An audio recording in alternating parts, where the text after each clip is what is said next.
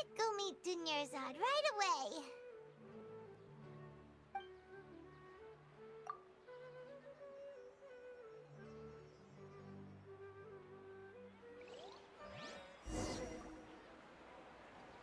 The people of Liyue must have already started preparing for the most important festival of the year, right? Hopefully Paimon will be able to check out tons of great food again this year. Anyway, let's go to Liyue Harbor and see what's up.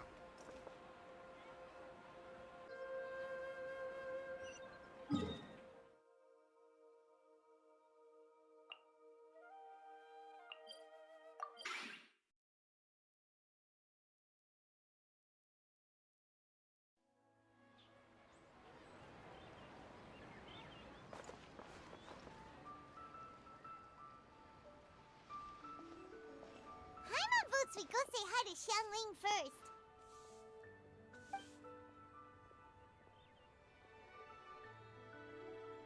Huh? Xiangli? What a pleasant surprise meeting you here! Oh? Why, the pleasure is all mine. As is the surprise, surely. It must be fate that brings us together in this place. How have you fared as of late? Setbacks are inevitable over the course of a long journey. If you wish to share what's troubling you, allow me to lend my ear. There is no need to shoulder all burdens by yourself.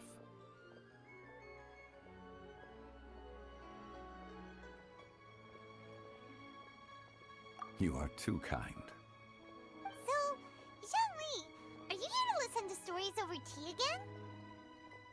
I had originally planned to set out after this last round of tea. However, I had planned to take a walk to Qingce village and gather some nascent bamboo shoots, which are currently in season. A villager there once gave me a small sample, and they possessed a most excellent flavor. Huh? Nascent bamboo shoots? Why can't you just use normal bamboo shoots instead? Wait, Paimon knows! Because Zhongli prefers the finer things in life, right? Okay, Mr. Particular, let me guess. Ahem. The nascent bamboo shoot has a uniquely tender texture and a delicate sweet taste that its normal cousin cannot match. An astute observation, Paimon. You know me well indeed. Lantern Rite is almost upon us, but besides the bamboo shoots, there are a few other items I have not yet procured from Director Hu's list. May I ask if you have already made arrangements for the days ahead? Well, we were planning to use the opportunity to say hi to some of our friends, but before we were able to figure out a schedule, we ran into you.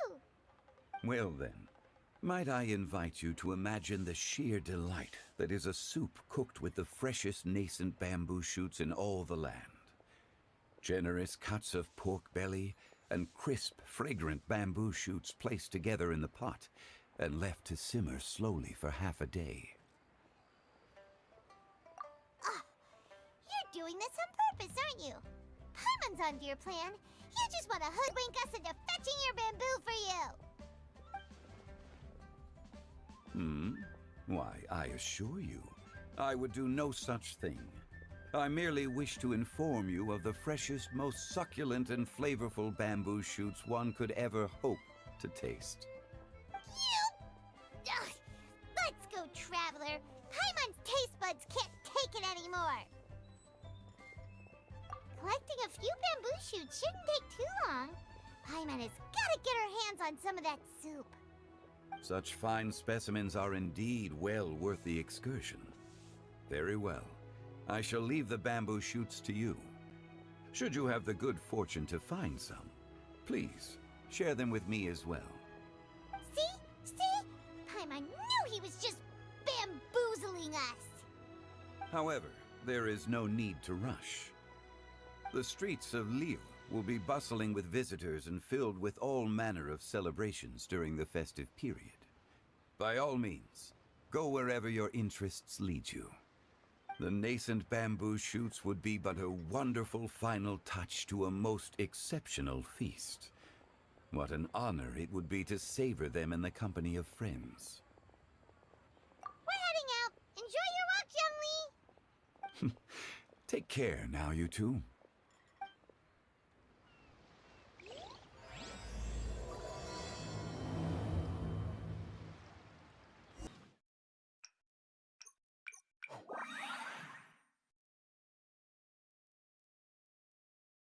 Bamboo shoot, nascent bamboo shoot. Oh, this one's only just sprouted, and it looks super fresh. Paimon thinks this is the one.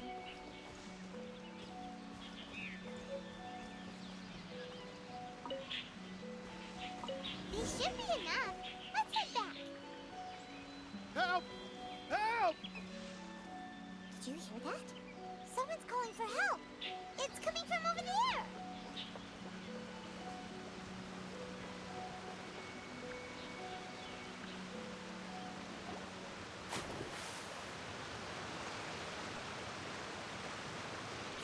Are you okay? Did any water go down the wrong pipe?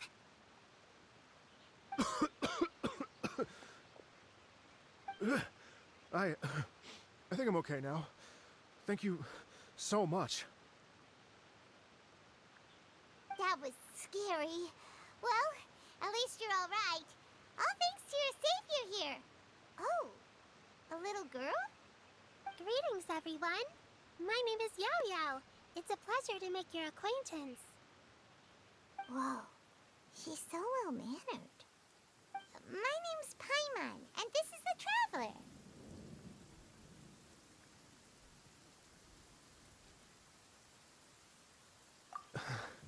I'm Dvorak, a musician from Fontaine. I came through Stone Gate intending to head towards Liyue Harbor, but then I became captivated by the beautiful scenery. And before long, I was completely lost.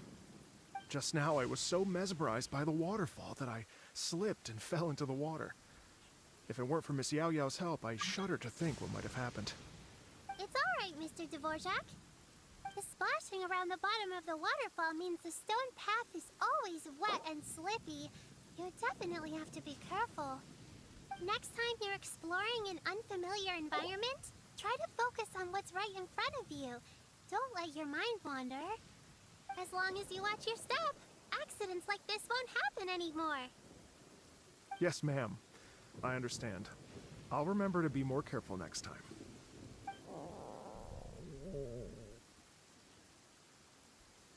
Oh, are you hungry, sir? Oh, I'll be fine. Please, sir, it's quite all right. I was born and raised here in Liyue. It's only natural for me to extend my hospitality to any guests who are passing through. I expect you still have quite a long journey ahead of you. It's very important to keep your energy levels up. I still have some lotus flower crisps left in my backpack. Why don't we split them between the four of us? Aw, what a thoughtful kid! She even has some for Paimon! You're welcome. Mmm, so tasty. If only there were more. Having a healthy appetite is a good thing. It means Paimon's still growing. If I'd known I was going to run into you, I would have made a second batch. Hope you're taking notes, Traveler. This is how you treat your Paimon. What do you think, sir? Are Liyue's snacks to your taste? I wonder if they're not sweet enough. No, they're perfect. When I was traveling through Mondstadt, I had a chance to try one of their moon pies. It had a meat filling, unlike these crisps. But apart from that, it seems like they follow a similar cooking process. Both are delicious in their own way. As for Fontaine's cooking, though, it's been a long time since I've had a taste of home. Sounds like you spend a lot of time on the road, huh? I do. It's part of my job. I'm one of the main organizers of the Iridescence Tour. Iridescence Tour? The Iridescence Tour is one of the biggest music festivals in Fontaine. We're looking to expand, though. Our aim is to hold a festival in every nation. At least, all the main organizers share this goal. Unfortunately, it's a long story, so I'll spare you the details. But anyway, so the main reason I'm traveling all around Tavad is to promote our music festivals. But I have some personal reasons, too. Well, what are they? Just tell us already. Let me see. Well, to explain it in full, I'd have to start with a story from my ancestors. I don't want to take up too much of your time. Oh, I love listening to stories. We want to hear it too.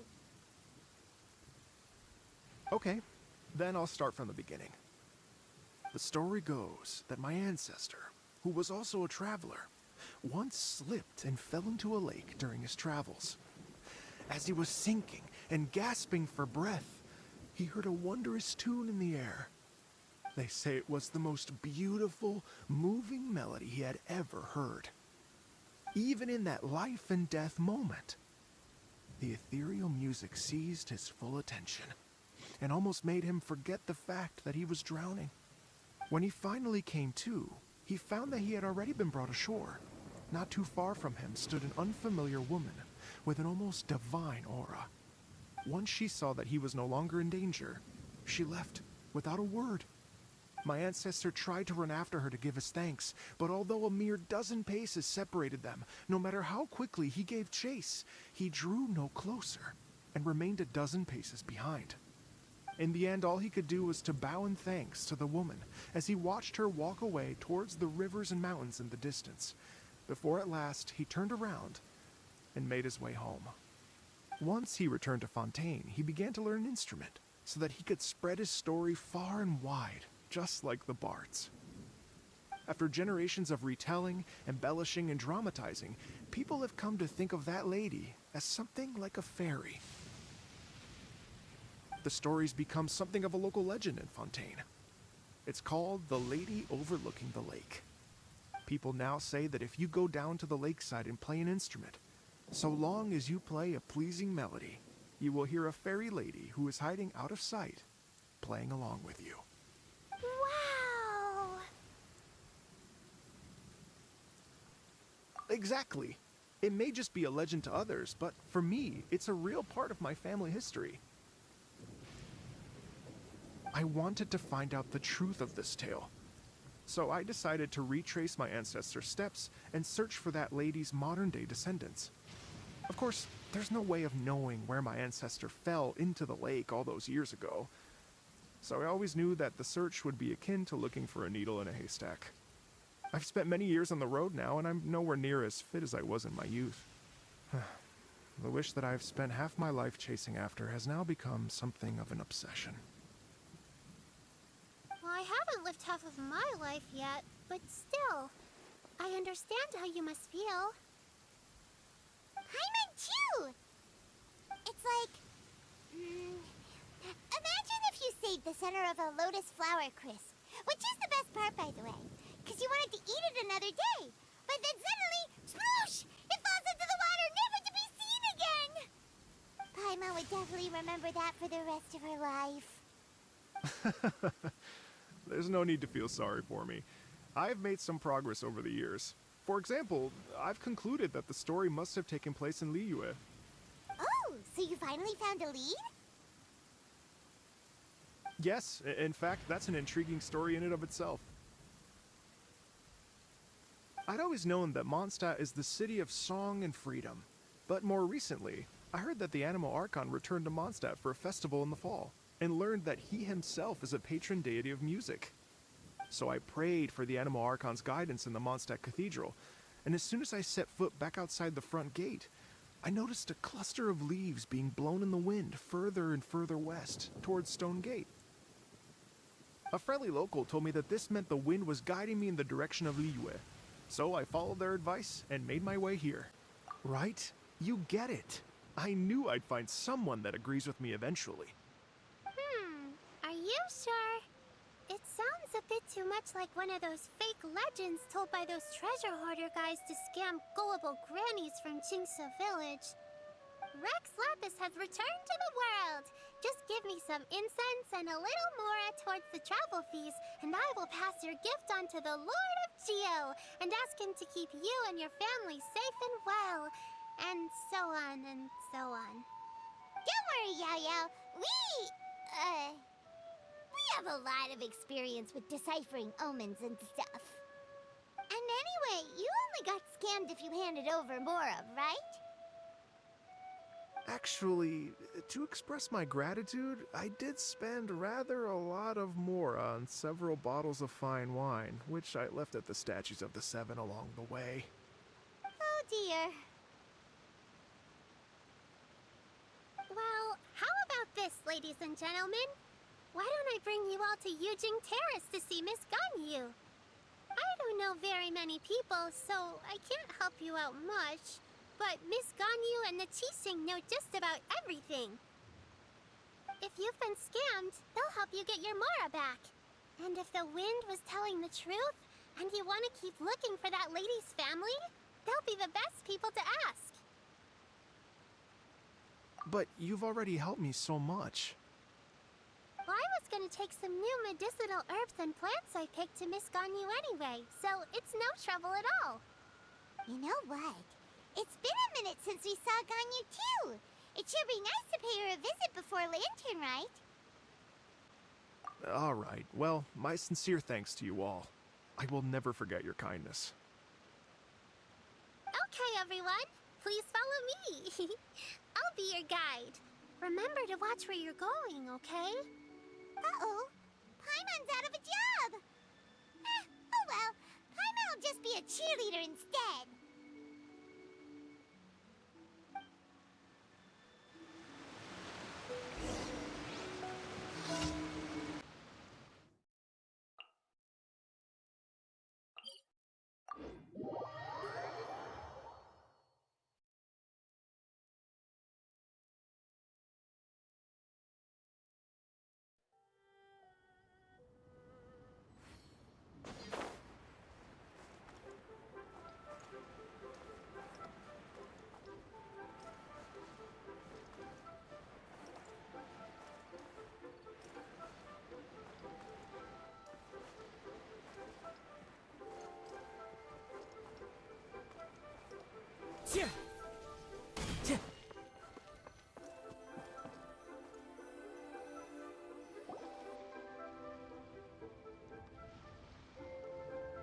Wow, Liyue Harbor looks very different from when I came last. It's almost as if I'm listening to the same melody, but with a richer timbre and new variations added. Well, we are here during Lantern Rite after all. It only comes once a year, so they always have a big celebration. It's fair to say that this time of year is when Liyue Harbor looks the prettiest. Great, let's go and check it out. I can't wait to get into the city and see it all up close for myself.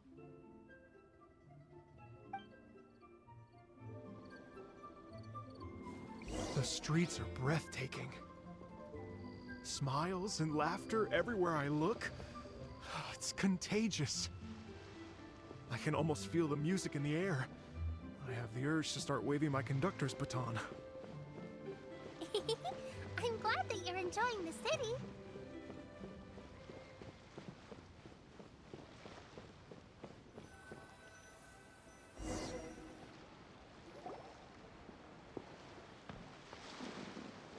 Hey everyone! Fancy meeting you all here. What a nice surprise. Hello, Xinyan. Let me introduce some new friends. They are... Traveler, Paimon, and Mr. Dvorak, right? I've known them all for quite a while. When I was last here to advertise a Liyue stop for the Iridescence Tour, Xinyan was one of the few people willing to give me the time of day. Well, feels like I've been chasing this Iridescence Tour bandwagon halfway around the world, but I keep getting stood up. What's going on, Mr. Dvorak? I'm so sorry, Xinyan. We've had a string of terrible luck recently, and every time we've tried to put on a show, something or other has come up to stop our plans from materializing. Is that right? I guess it can't be helped. So, what brings you to Liyue Harbor at this time of year anyway? Thinking of putting on a music festival during the Lantern Rite celebrations?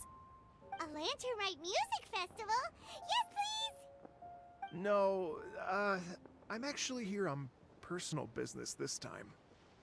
Oh, so no Lantern Rite music festival? I mean, that's not just up to me. Hosting a music festival takes a lot of funding and personnel. Moreover, I've never worked with the Liyue authorities before. Even if I were to start putting something together right now, I think it'd be too rushed. Wait, but we're going to meet the Liyue Qixing, aren't we? And they're the ones in charge. Uh-huh, that's right. Miss Keqing and Miss Ningguang can make anything happen. You mean... what? This is the perfect opportunity! Well, sure, it might not work out, but it can't hurt to bring it up as a suggestion. That's the spirit! See? Even the Traveler agrees with me. Mr. Dvorak, don't let yourself be put off by the fact that a few things haven't worked out recently. As for the performers, I can put you in touch with some local artists. My friend Yunjin is a well-known opera singer in Liyue. With her support and a commissioned song from the Yunhan Opera Troupe, we should be able to get something going. But what about you, Xinyan? Are you just going to sit this one out? What do you take me for? If we actually manage to make the Iridescence Tour Lantern Rite Grand Concert a reality, you think I'd let anyone else perform the opening act? Wow! There's that rock and roll spirit! What do you say, Mr. Dvorak?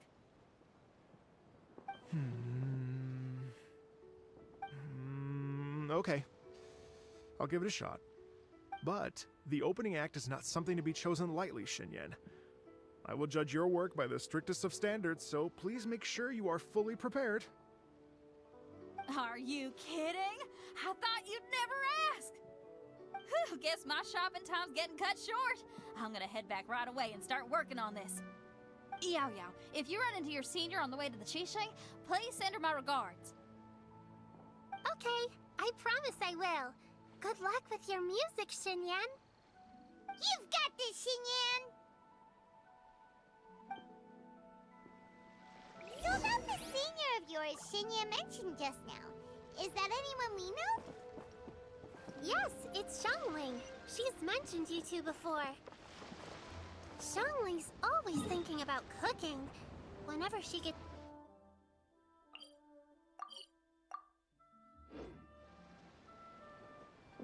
I know you must have looked out for her a lot too in the time you've known her. So, thank you for that.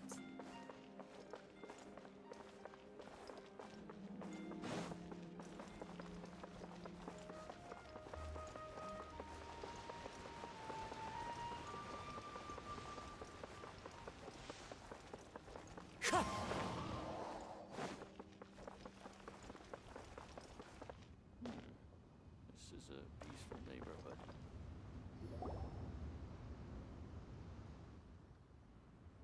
Oh, it's Master! Is it okay if I go and say hi to her?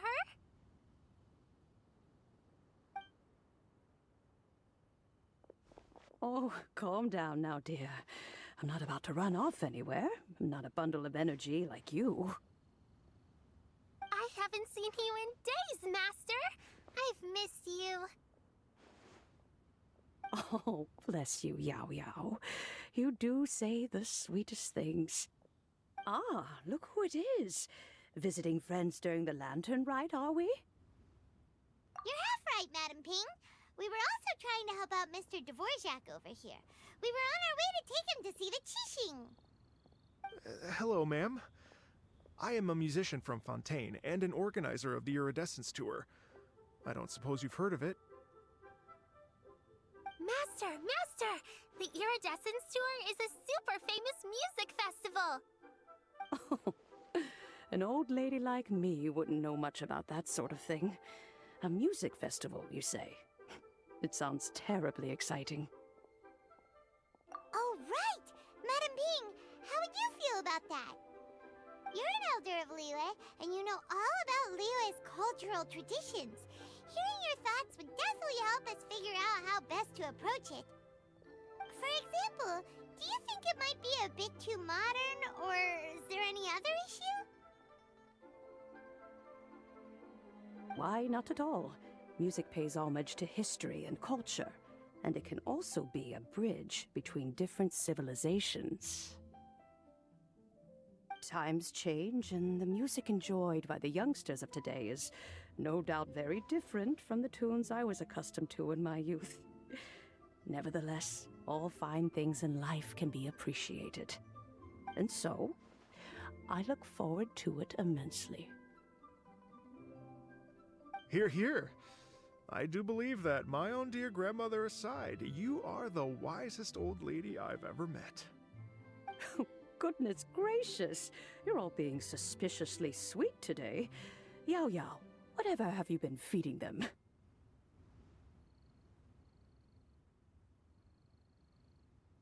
Master, you're in such a great mood today. You're even cracking jokes with the rest of us. Oh, well, I'm sure you must have plenty to be getting on with. Yes? Run along now. Don't let me hold you up. Thanks, Madam Ping. We'll see you again soon.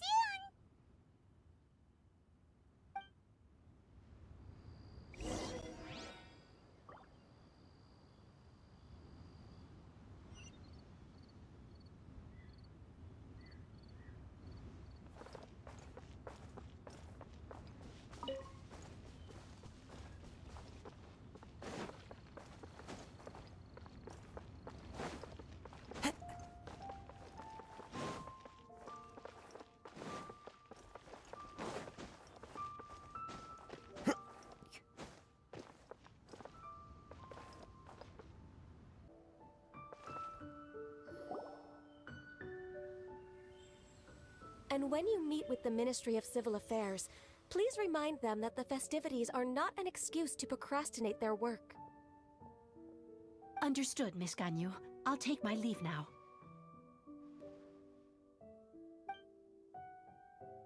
Ganyu! What brings you here, Yao Yao? I've brought all the medicine you asked me to pick for you. Oh, and here's a pack of sweet flower seeds as well. Also, these dried Chingshin leaves make a great pot of tea that's very good for you.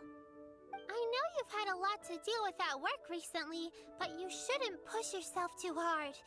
If you're not careful, you'll end up falling asleep in the grass again. Well, this is weird. It's like a responsible younger sister talking to their disorganized older sister.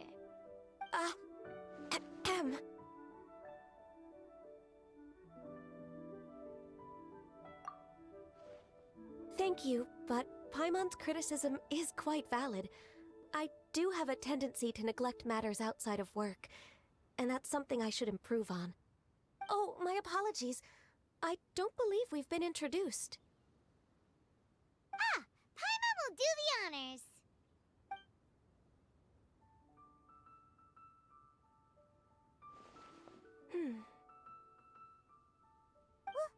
What's wrong? Did Paimon go over everything a bit too fast? It's definitely an ambitious plan. If there's anything you didn't quite catch, Paimon's more than happy to go over it again. It may be a little difficult to make this happen. Oh? Well, the Lantern Rite is the most important festival of the year. Our celebrations must not only be visually spectacular, but also appeal to the tastes of Liyue citizens from all walks of life. The Iridescence Tour is relatively unknown in Liyue. It's difficult to predict how a brand new show will be received. It would be quite risky for us to bet everything on this one music festival. All very valid points. I completely understand. Therefore, we will not replace or cancel any of our pre-existing program. However, I will submit a proposal requesting to put the Iridescence Tour special performance as the final act of this year's festivities.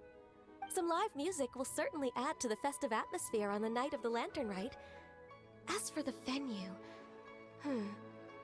let's reserve a space at the docks. Yes, my thoughts precisely. Now I just need to take some time to give this proposal some polish. As long as I clearly lay out the pros and cons, and highlight the key points of the proposal, given that Ping and the Traveler have both given the idea their blessing, I'm confident that Qixing will be sure to give it serious consideration. Mr. Dvorak, I will need to discuss with you the number of musicians who will be coming to Liyue, as well as their catering and accommodation requirements. Oh, yes, certainly. Let's step to the side and discuss further.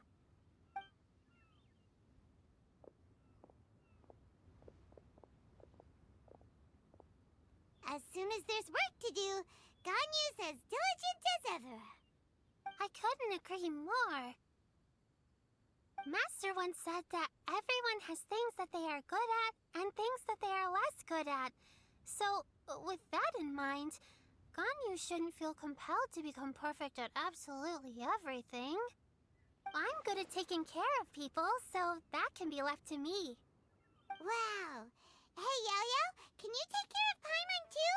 Paimon's getting hungry again.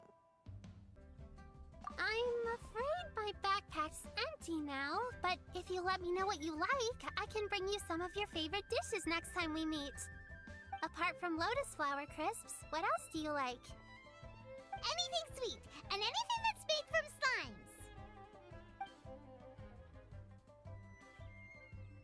slimes. Here's what I've drafted so far.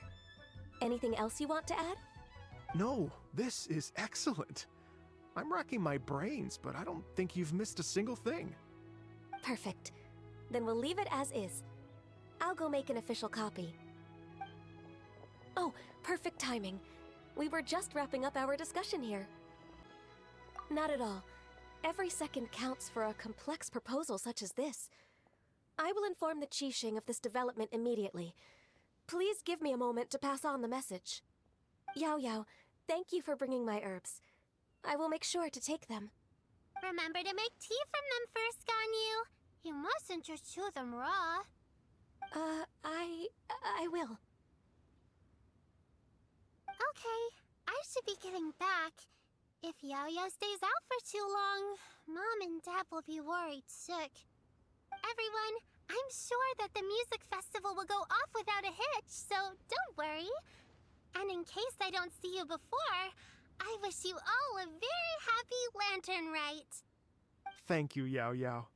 Happy Lantern Rite to you, too. We should go get dinner together sometime!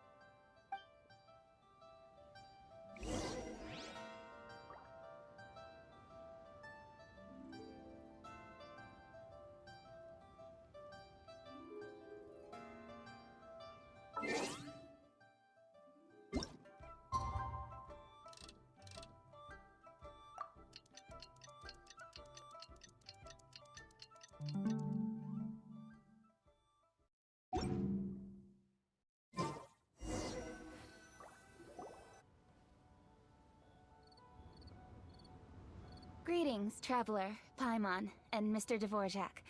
Call me Kuching. Ganyu has brought me up to speed on everything. I'll get straight to the point. The Qixing have approved Ganyu's proposal. Over the next few days, I will be working with Mr. Dvorak on behalf of the Qixing to facilitate the organization of this concert. Yay! That's awesome!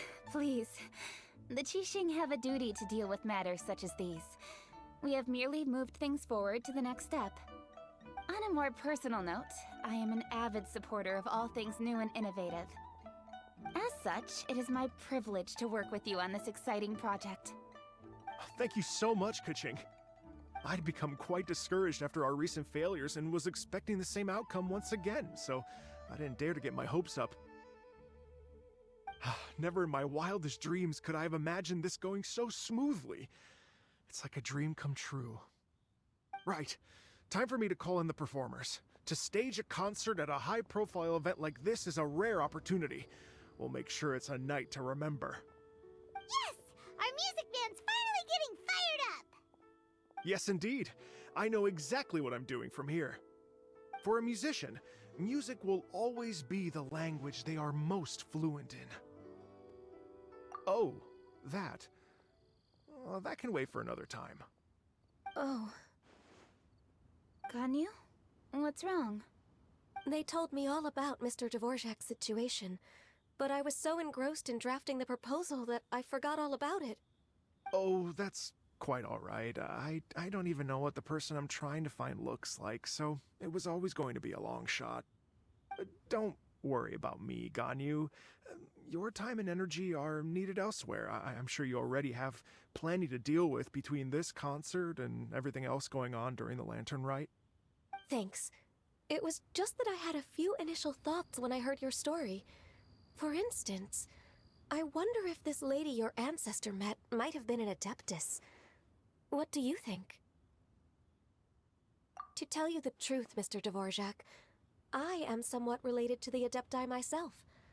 I am part human and part Qilin. The Qilin is an illuminated beast. I know how important your quest to get in touch with your roots must be to you, because I've been...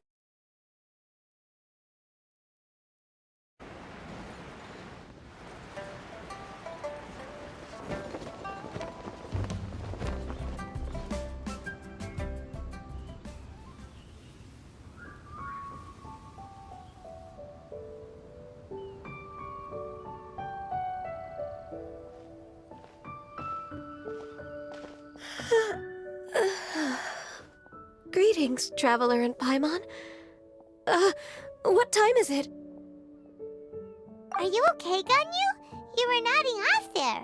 Didn't you sleep well last night? I'm fine. Don't worry about me. Let's discuss the matter at hand. Since last time, I've been thinking a lot about the story Paimon told me. In essence, someone rescued a drowning man and performed some music. If that were all there was to it, it could have been many people, human or Adeptus.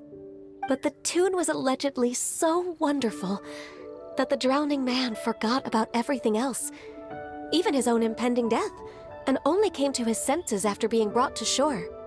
Perhaps there was an adeptal power at work in that music that he, as a mortal, could not perceive.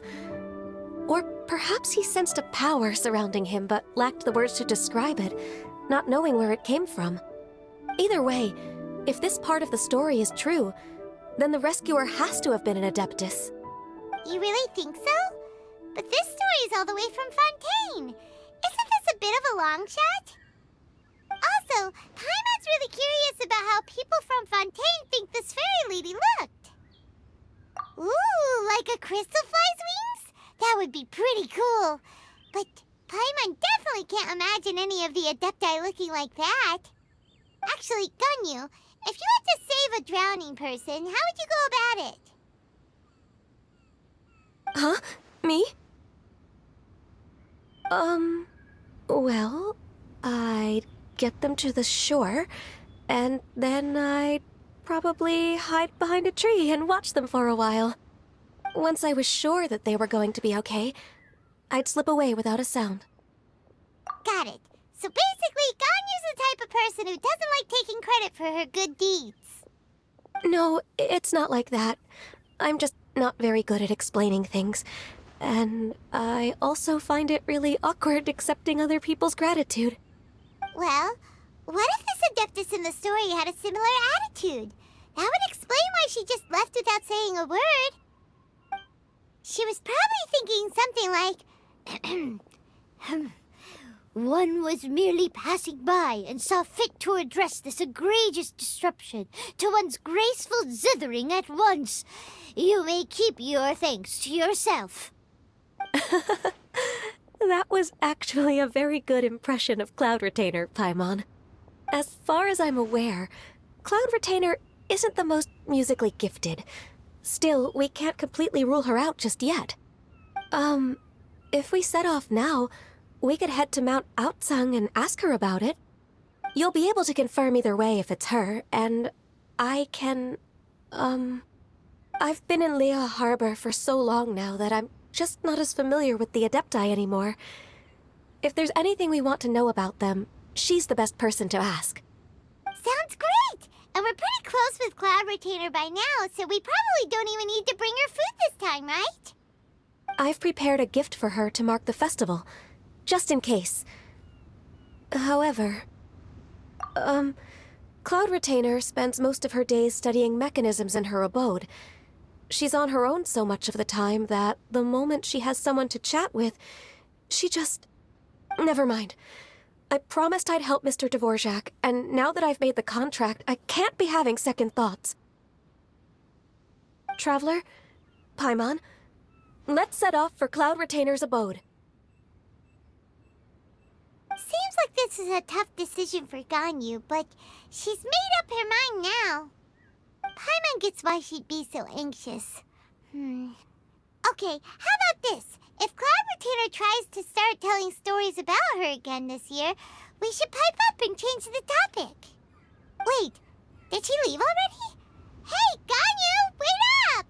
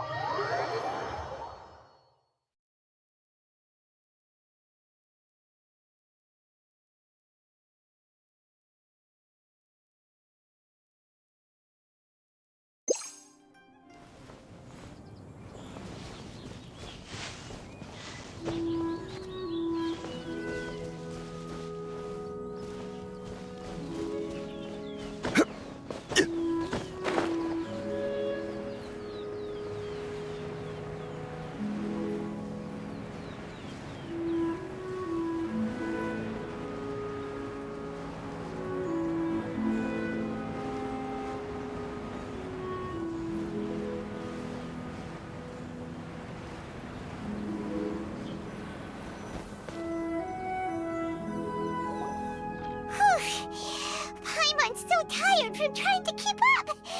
Don't either of you need to take any breaks? I can't believe it. Cloud Retainer is not here. Huh? Did we miss her? She doesn't like to travel, so in the past, it's always been the other Adepti who come to visit her during the festivals. Somehow Paimon doubts that anything could cause serious trouble for her. True. Now that I think about it, Cloud Retainer would be quite capable of taking care of anything on her own. There's no need to worry about her. Since she's not here, I guess the next step is to check all the other Adepti abodes, one by one. Uh-oh.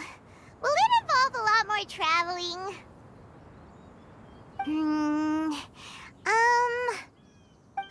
Got it! Paimon has a great idea! Please go on, Paimon. Our goal here is to find the Adeptus that helped Dvorak's ancestor, right? We can't hear any music right now, but if she's really as nice as the story suggests, she'd definitely come to help anyone who was drowning, right? Yes, I think that's fair to say. So, all we have to do is get the Traveler to pretend to fall into the water, and the Adeptus will come to the rescue! You know perfectly well that Paimon can't swim! Paimon would sink like a rock! Just trust Paimon! The water's pretty deep over there! Quick, swim to the very center!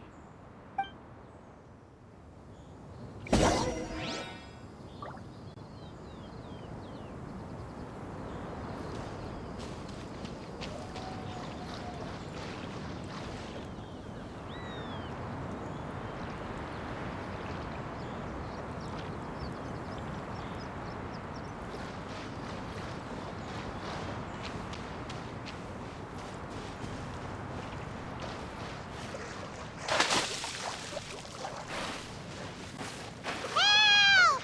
Help! Someone's drowning! If only there was a kind-hearted Adeptus here to save us! Oh no! Whatever will a Paimon do?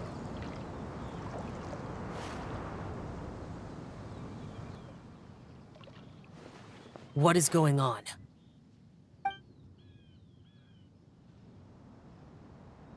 How do you feel right now? Shenhe! And the Conqueror of Demons. Why don't you say something? Please don't make Paimon explain it. Okay, fine. Paimon will explain. We're looking for an Adeptus who's good at being a lifeguard and playing music. But if the Adepti aren't gonna stay home, then how are we supposed to find them? It wasn't me. Yeah, so this Adeptus is most likely a woman. And I am not an Adeptus, as you both already know, Traveler and Paimon. Okay, so this is Paimon's fault. No way Paimon would have suggested this idea if she'd known how awkward this was gonna be. Glad you're okay. As far as I know, the one you seek is no Yaksha. And one last thing. Your actions here caused others a great deal of worry. Do not repeat them again in the future. As ever, the Conqueror of Demons comes and goes, just like the wind. Right. I didn't dare to say a word just now. How's your training going, Shenhe? Have you made any plans for Lantern Rite? We could spend it together in Liyue Harbor if you'd like. I had planned to spend the festival with Master this year. However... Oh, speaking of Cloud Retainer, when did you see her last? Earlier this morning. She set off from Mount Hulao at dawn. I noticed she was using an Adeptus art of some kind to protect a mechanism that looked like a boiler. Maybe it was a gift from Mountain Shaper. I did not inquire. So we just missed her. Please excuse me for a moment. I think I'll leave the gift in her abode. Sure. Thank you. It sounds like Ganyu and Shenhe have gotten a lot closer recently. Yes. During the summer and winter, I continued to train with Master. In the other months of the year, I have been learning to adapt to human life in Liyue Harbor. Ganyu arranged accommodations for me in the city, and also recommended several work positions for me. But when I try to blend in by referring to her as Miss Ganyu or Lady Ganyu, like the others, she says I mustn't address her like that. Sometimes I'm supposed to copy other people, sometimes I'm not. It's a little difficult to keep track of everything. Oh, is that what it is? Noted. So, you came looking for Master today because you wanted to ask her about the Mystery Adeptus. Is that right? Yep. Oh, speaking of that, have you ever heard any music while out training in the mountains? Music? What is that? It's... a kind of a happy or relaxing sound. Or, a nerve-wracking sound. Or even a terrifying one. Okay, I'm done. I also left her a note so that she knows where to find us. We won't miss her again. Yay! That's really helpful, thanks!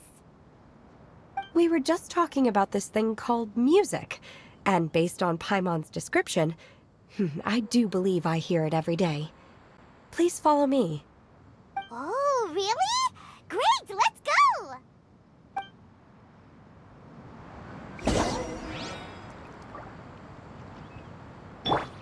Rain outlines your fate.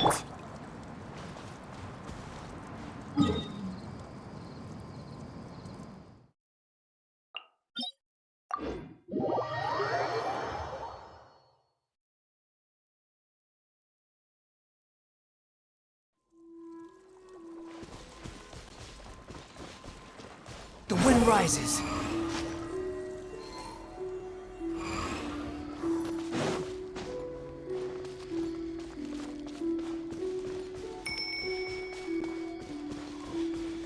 Quit following me.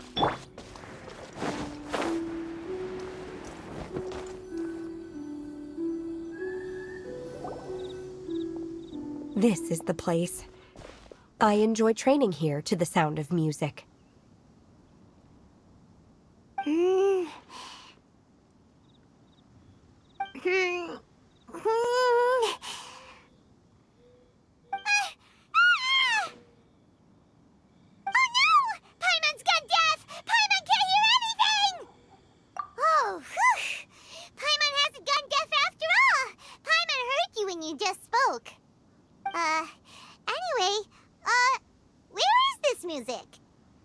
The faint sound of birdsong, the quiet murmur of the streams. These are relaxing sounds. Are they not the music of which you speak? Oh, Paimon wasn't quite done with the description. Okay, fine, it's all Paimon's fault. What we're looking for are not the sounds of nature, but melodies played on special instruments. And a melody is? Huh? Hey, why don't you just sing that one melody Shen has heard before? It'll probably help her to understand what we're talking about.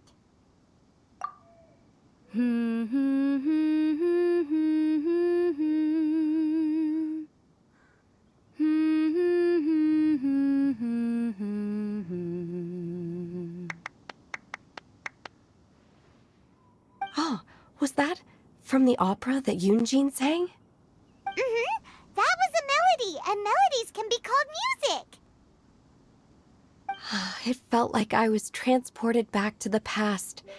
In my mind's eye, I could see the Zhao lanterns lighting up the night sky again. We're all there, raising our glasses and drinking to our heart's content on the Jade Chamber. As I watched Yunjin's performance, I felt a warm sensation in my heart. And as the drink reached my stomach, it went from warm to hot.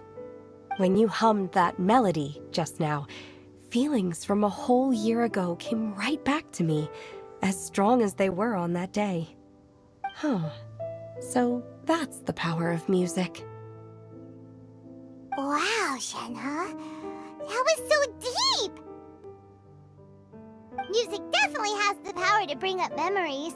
It's like a time capsule with all the special moments from our life squished inside. What about you, Ganyu? Are there any melodies that have left a deep impression on you? I don't remember if my parents ever sang any lullabies to me.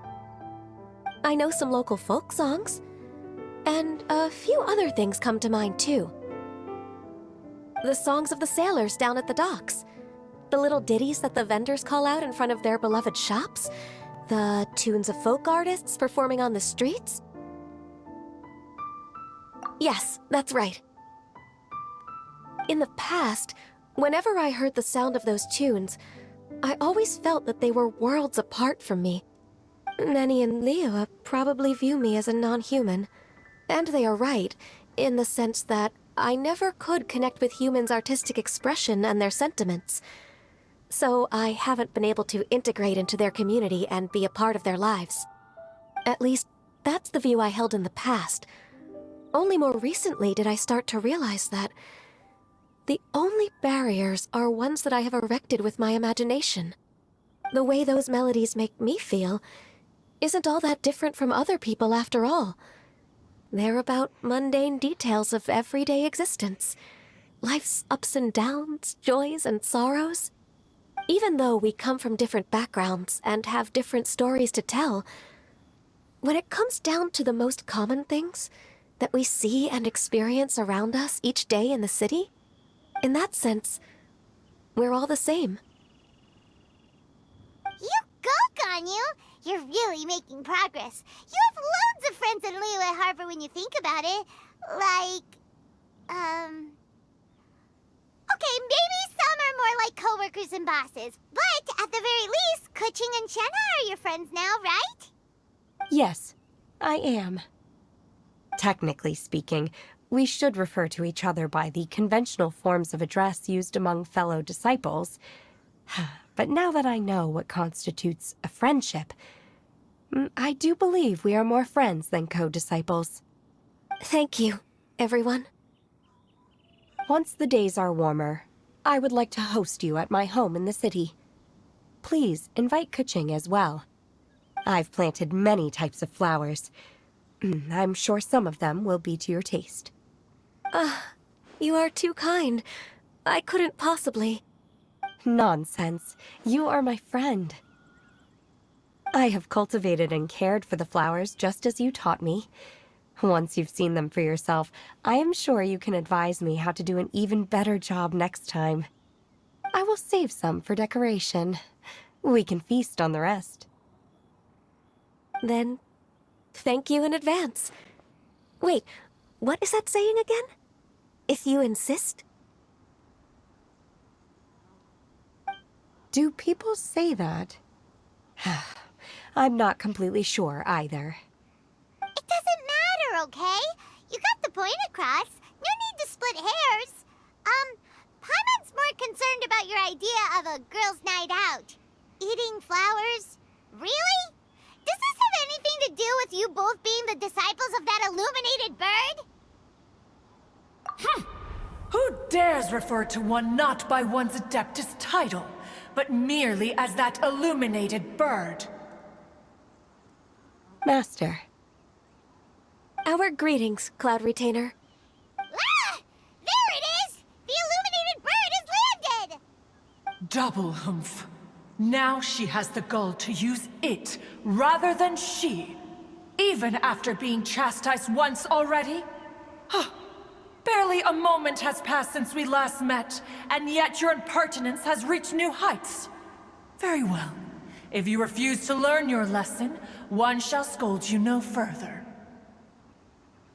One has received your message from Ganyu. On the matter of the Adeptus you seek, one suspects to know their identity. Well, shall one lead the way? I still have to complete my training for today, so I will bid farewell to everyone here.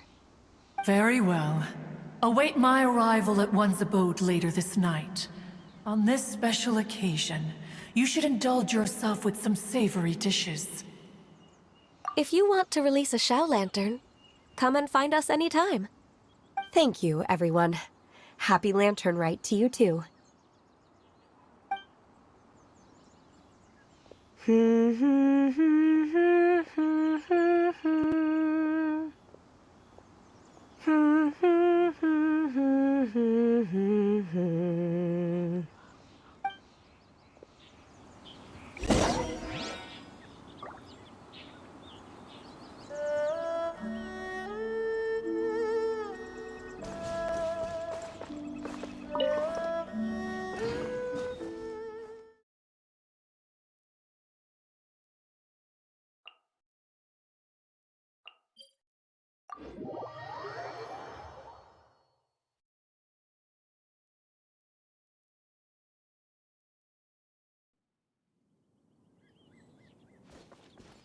The wind rises.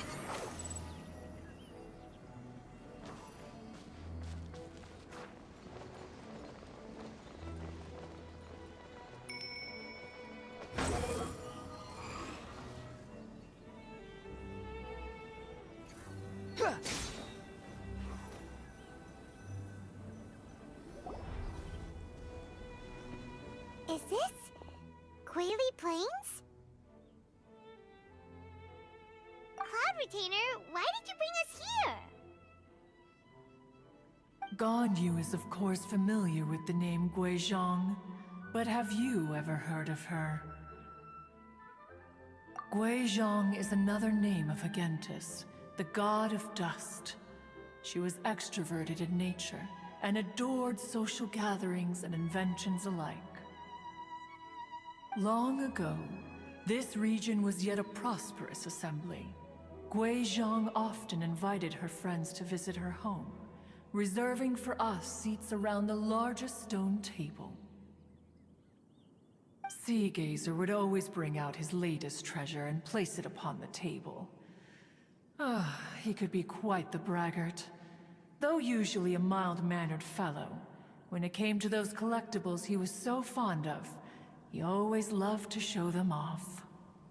Paimon remembers that name. So that's what Sea Gazer was like. He was an old friend and a former rival. One has many memories of him. Once he had brought out the treasure, it would predictably become the center of attention. Neither Guizhong nor One was content to let him just steal the spotlight. So we would then also present our proudest mechanical creations. As Adepti, we were each gifted in our own ways, and naturally proud of our accomplishments in our respective fields of expertise. As a result, One often quarreled with Sea Gazer. His treasures were not even of his own making. He just used his exploration skills to dig them out of the ground. How, pray tell, could he compare to me, when every single one of One's accomplishments were crafted by One's own hand? Cloud Retainer, you are getting competitive again. One digresses. Regardless, every time an argument occurred, Guizhong would come over to watch us during our mutual lambastics. On some occasions, she would join in, and on others, she'd take one of us by the limb and start uttering the most ridiculous nonsense. What kind of nonsense? No kind of nonsense were we spared. Sometimes she would brazenly opine, why argue between yourselves when neither of you could ever hope to beat me? Other times, she would make unsolicited suggestions, such as, once you two are done arguing, let's go to the foot of the mountain and grill some meat. She always sought to make everyone happy, and one must say, she had quite the gift for it. No matter what nonsense she said, One never felt bothered or offended. It also helped that she never referred to One as that illuminated bird or lady bird. Come on, get over yourself! Anyway, just as our impassioned arguments would reach the apex of acrimony, Marchosius would bring his delectable dishes to the table. Who would dare snub the stove god and his wondrous creations? At the sight of him, we would all immediately drop the argument and prepare the table for a night of feasting and drinking. Back then, One was always bothered by how the cups Rex Lapis brought were always too square for One's taste. Can you see yourselves ever enjoying a drink from a square cup? Then you are most tolerant, but that is its own virtue. Even One could never find fault with Marchosius's cooking.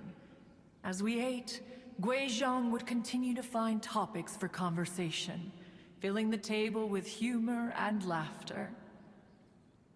Each of those old fossils had their character flaws and points of obstinacy.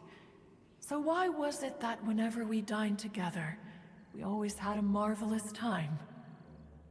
We would drink together from a spot high in the mountains, until the moon set and the sun rose, and only then would the banquet finally come to an end.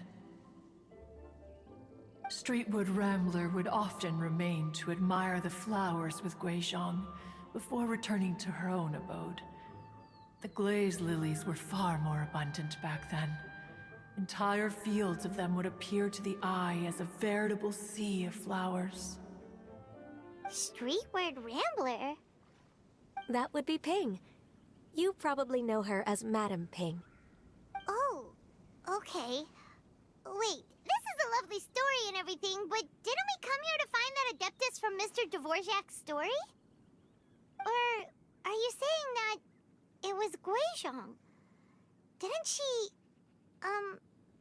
already, Alas, long has One avoided this place for precisely that reason.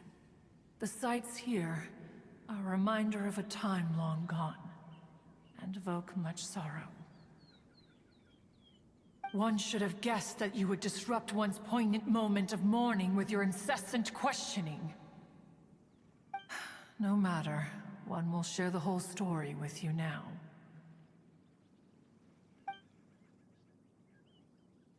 In times gone by, one quarreled oft with Guizhong concerning mechanical principles. We each had our ideals, and neither would yield. Under the pretext of a social gathering, one invited the impartial Rex Lapis to judge the quality of our creations. But Rex Lapis declared that Guizhong's Obscuro Vulpus mechanism was superior. Though one was too proud to acknowledge it, in one's heart, one knew that Guizhong was indeed the superior talent in the mechanical arts. As for the story between Guizhong and Streetward Rambler, that begins with a certain bell. In Guizhong's opinion, while mechanisms were no substitute for human composers, they were yet capable of producing simple but fine melodies. But Streetward Rambler believed music to be an expression of the soul, an emotional enterprise that could never hope to be replicated by machinery. They argued endlessly, until one asked Rex Lapis to intercede. He confiscated the bell and designated it for ceremonial use. Thereafter, one would often find them convening in the mountains, discussing music, mechanics, and all the affairs of the mortal world. But these good times were not to last. War broke out between the gods, and soon engulfed the Guili plains. Guizhong was overpowered by the enemy, and fell in battle. When Streetwood Rambler and I arrived at the scene at long last, all that remained among the ruins was her lifeless body. After this, at Streetwood Rambler's request, Rex Lapis granted her the cleansing bell for safekeeping. To honor our friend's memory, one made a few finishing touches to her ballistic device. Many lantern rites have passed since then. Many greetings and goodbyes. Upon what do you gaze? The Guili Plains? No. It's everything.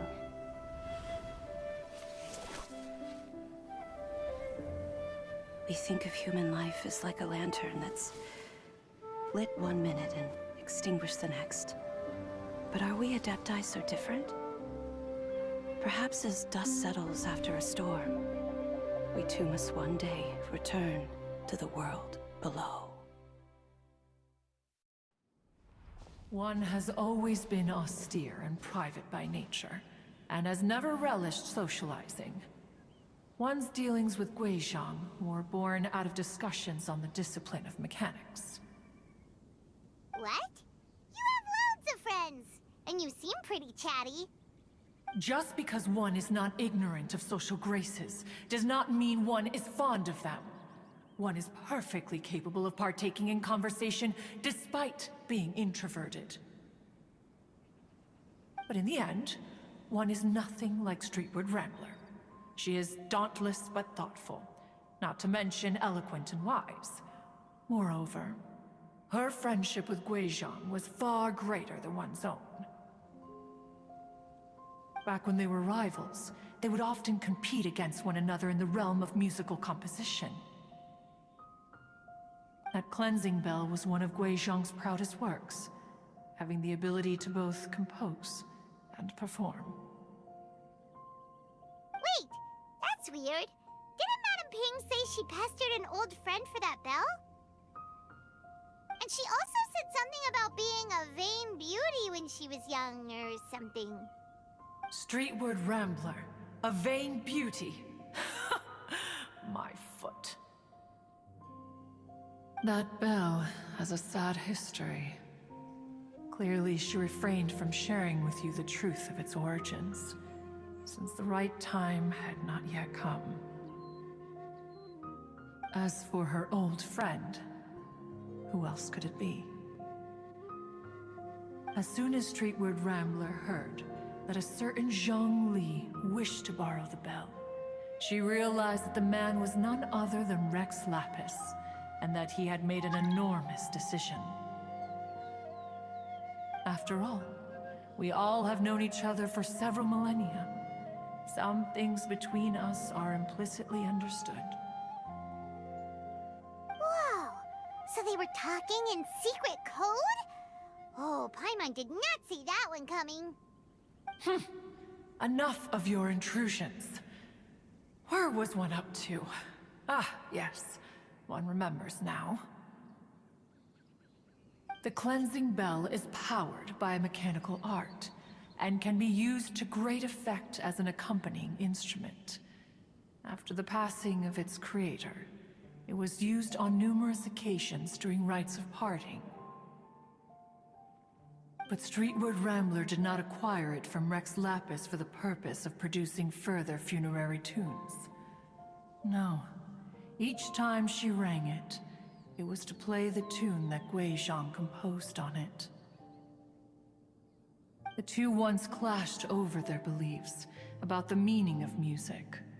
Who would have thought that with Gui Zhang's passing and Streetward Rambler's mourning, two tunes composed in discord would eventually become one harmonious composition?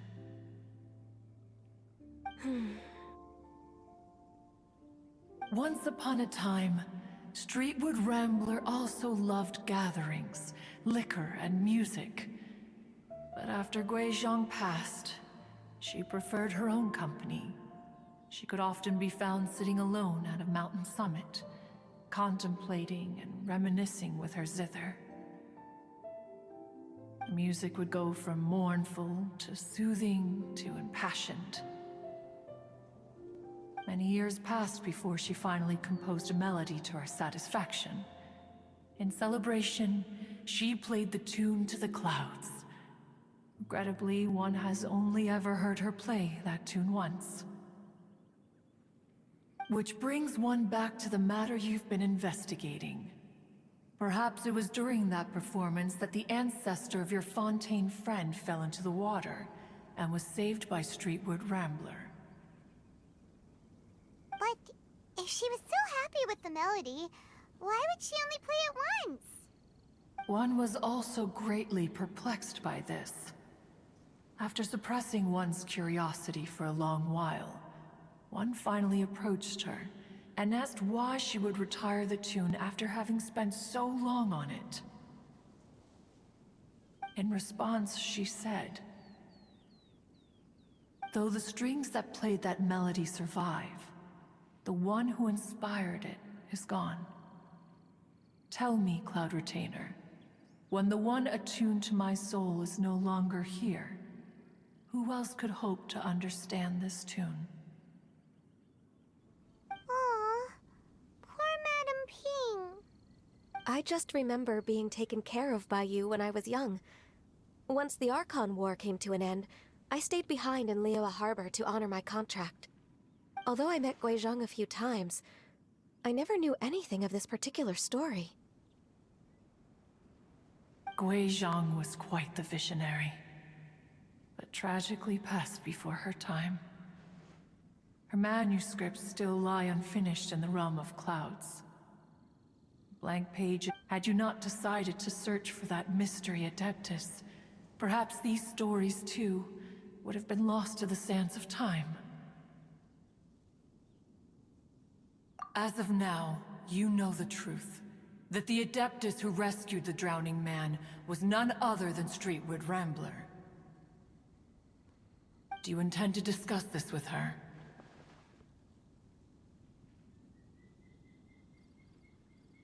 Do you mean Ping might find the topic too distressing? Precisely. The passing of our old friend is a heavy topic that both of us are usually careful to avoid. If I may be so bold, Cloud Retainer, could it be that this is just your own personal opinion? Oh? How so? I've been in Liyue Harbor for quite a long time now, and I've witnessed many farewells along the way, so I too am well acquainted with the pain of the passing of a loved one. But this doesn't bring the city or its people to a standstill. They have to keep moving forward. Someone as perceptive and wise as Ping will surely have come to understand and embrace this. Though these immortal mountains have lost an Adeptus, the harbor of mortals has gained a wise elder. No loss can ever be undone, but there is always much that can still be gained. Ping has helped countless people, and will guide many others in the years to come. And all to whom she extends a helping hand become her friends. People she can admire flowers and discuss music with. Though it is heartbreaking to lose a kindred spirit, life goes on, because there are new friends waiting for you further down the road. We even asked Madame Ping what she thought about adding a music festival to this year's Lantern Rite. When we get back, why don't we just ask her if she'd like to perform? Maybe we can even get her up on stage. You youngsters and your imaginations. Why don't you come with us? It's been a long time since you last spoke with Ping, and Liyue Harbor is always decorated so beautifully during the festival period. Is not every Lantern Rite the same in this regard? Were there ever anything new to discuss? One in Ping could meet any day of the year. I disagree. Each new day and each new year is different from those that have come before. How long will you simply let them pass you by?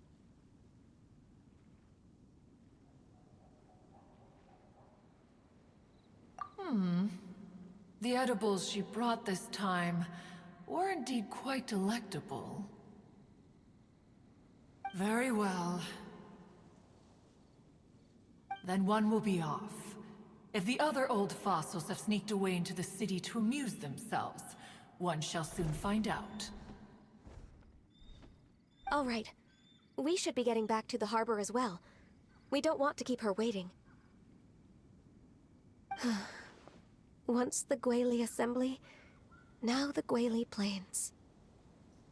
Say, if we planted flowers there, and cared for them carefully enough, do you think that one day we'd be able to recreate the Sea of Glaze Lilies? Allow one to take back one's praise from a moment prior. You are still far too given to flights of fancy, child. What? Cloud Retainer? You were still listening? One observed that you were making no effort to leave, and returned to chasten and hasten you. This time, one is departing in earnest.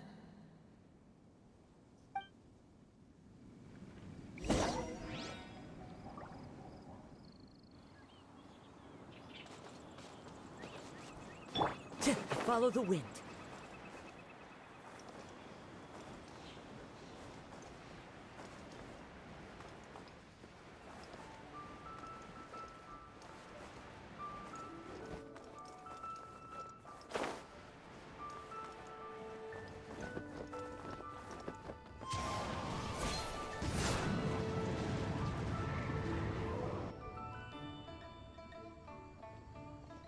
Whoa! Madame Ping? And Cloud Retainer? It appears you made haste after all. One arrived but moments before you. Oh, bless my soul. To what do I owe the honor? How nice of you all to come and visit me. Miss Illuminated Bird, haven't you said anything yet? Said what, precisely? And why should one be tasked with saying it? 'Cause you're the one who's known Madame Ping the longest. Street word. Or rather, presumably, you would prefer to be addressed as Ping? Oh, Cloud Retainer, you are uncommonly polite today. One,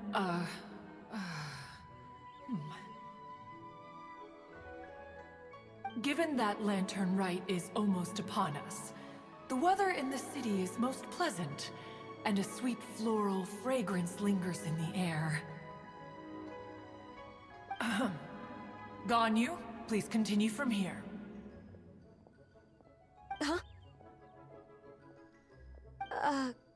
All right. So, this all started because we were trying to help Mr. Dvorak find the Adeptus who saved his ancestor's life.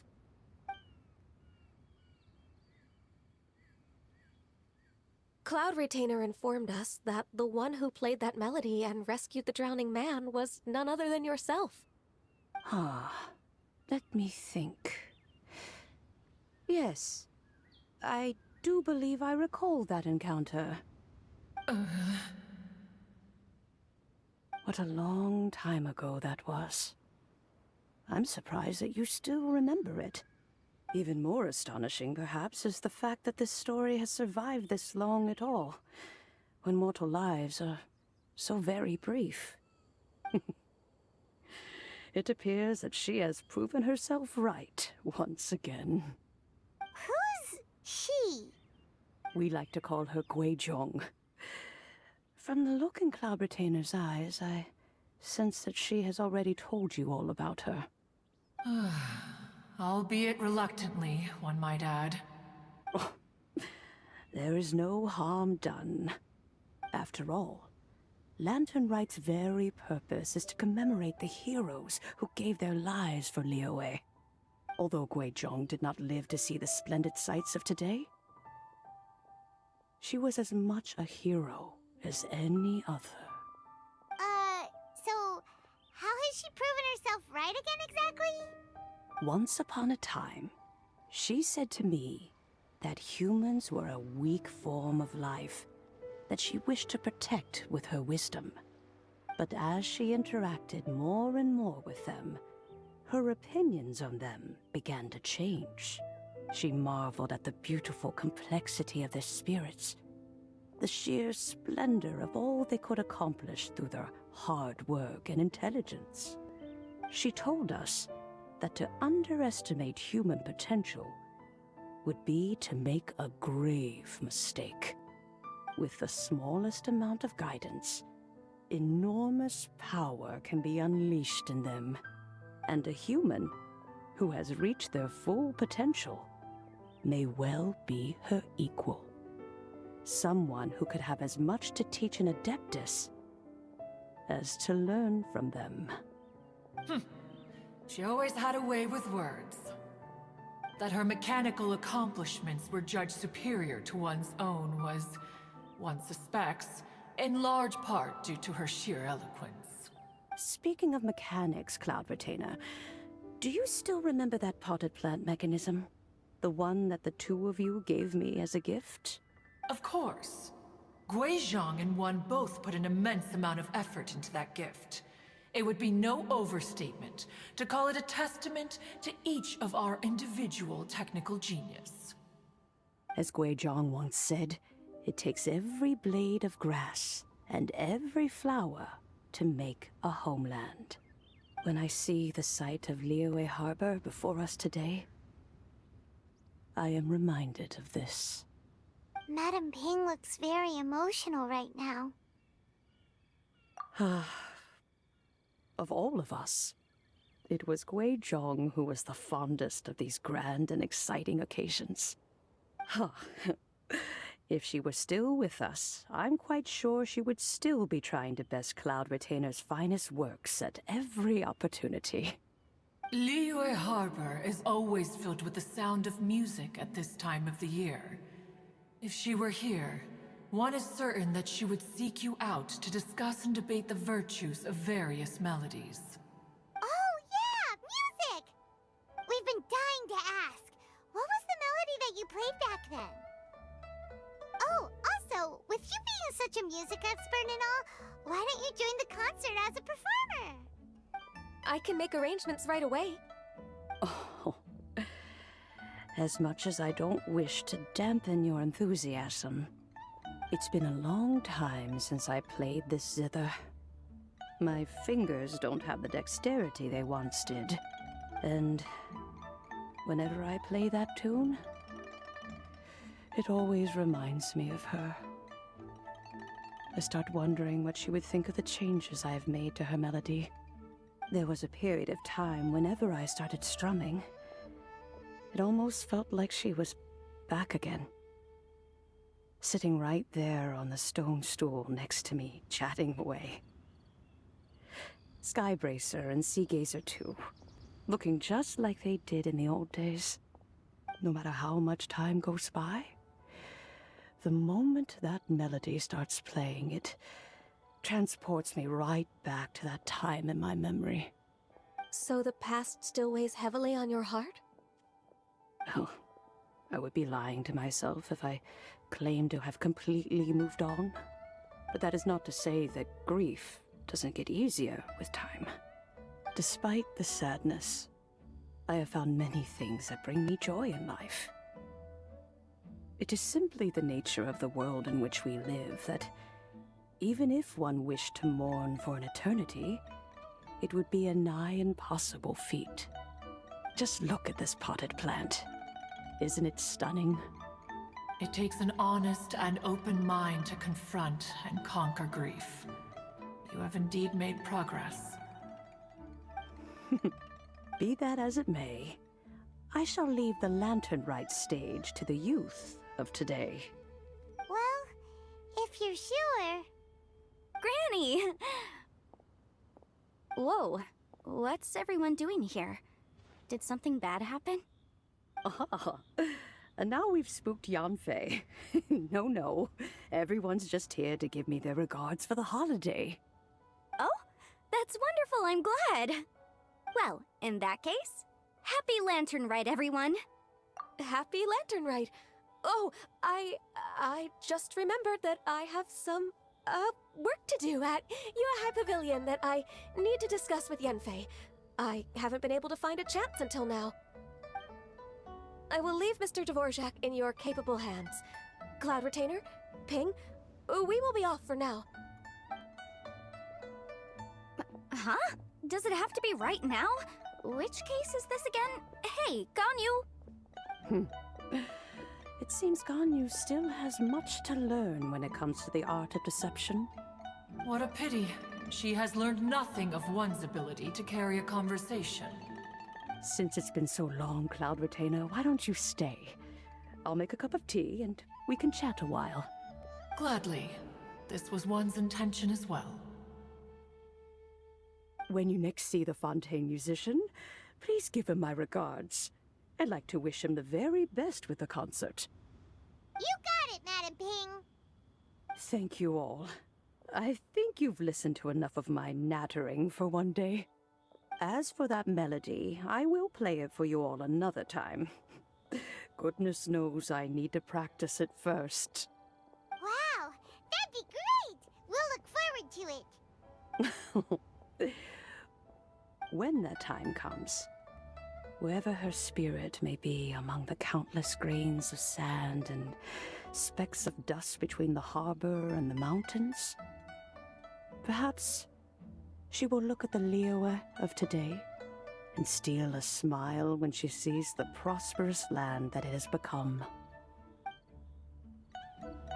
All right, let's go tell Mr. Dvorak the news.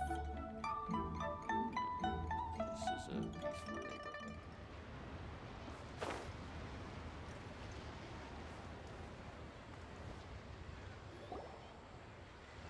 Mr. Dvorak! Ah, and Kuching's here too! Thanks for helping set all of this up. Welcome back. Did everything go well?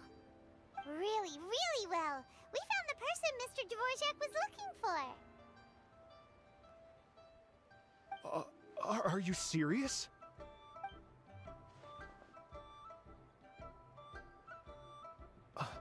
I see. So the melody my ancestor heard was an adeptus remembering her late friend? That certainly explains why it was such a powerful and poignant tune. Huh. That's a really interesting first reaction. Guess that comes with having a musical mind. I have to say, though, it's hard to believe that the fairy from the tale is now an elderly granny.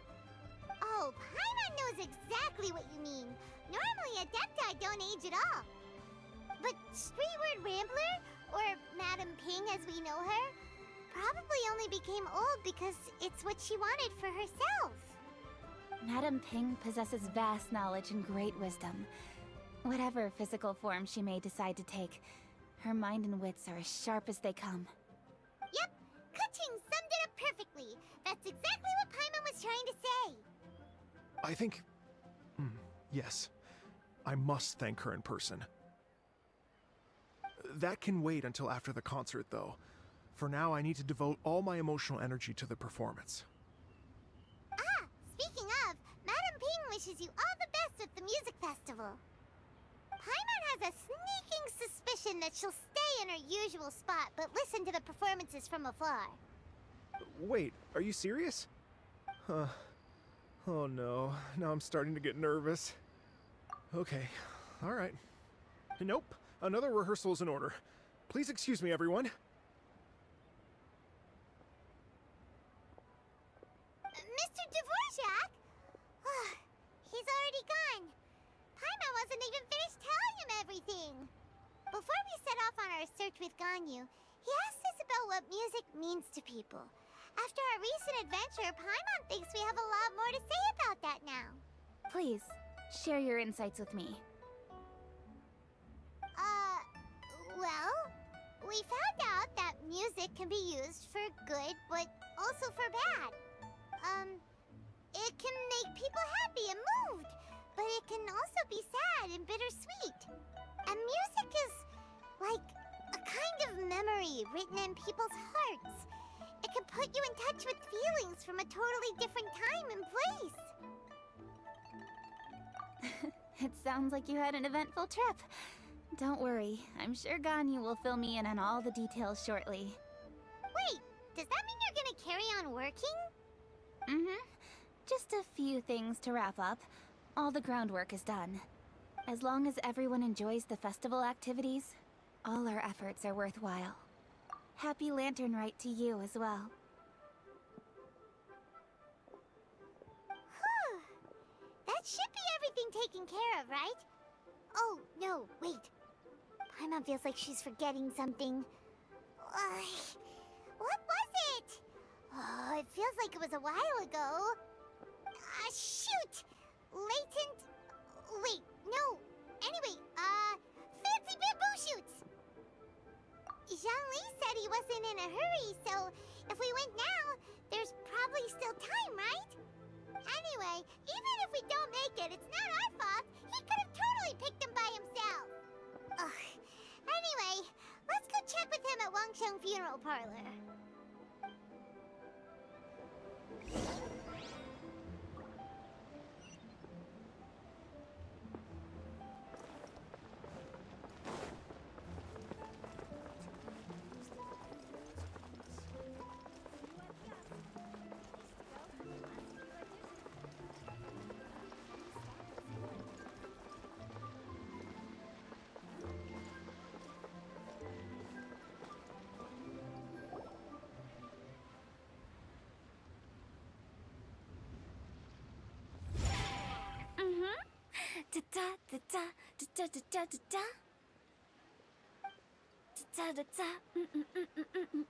Oh!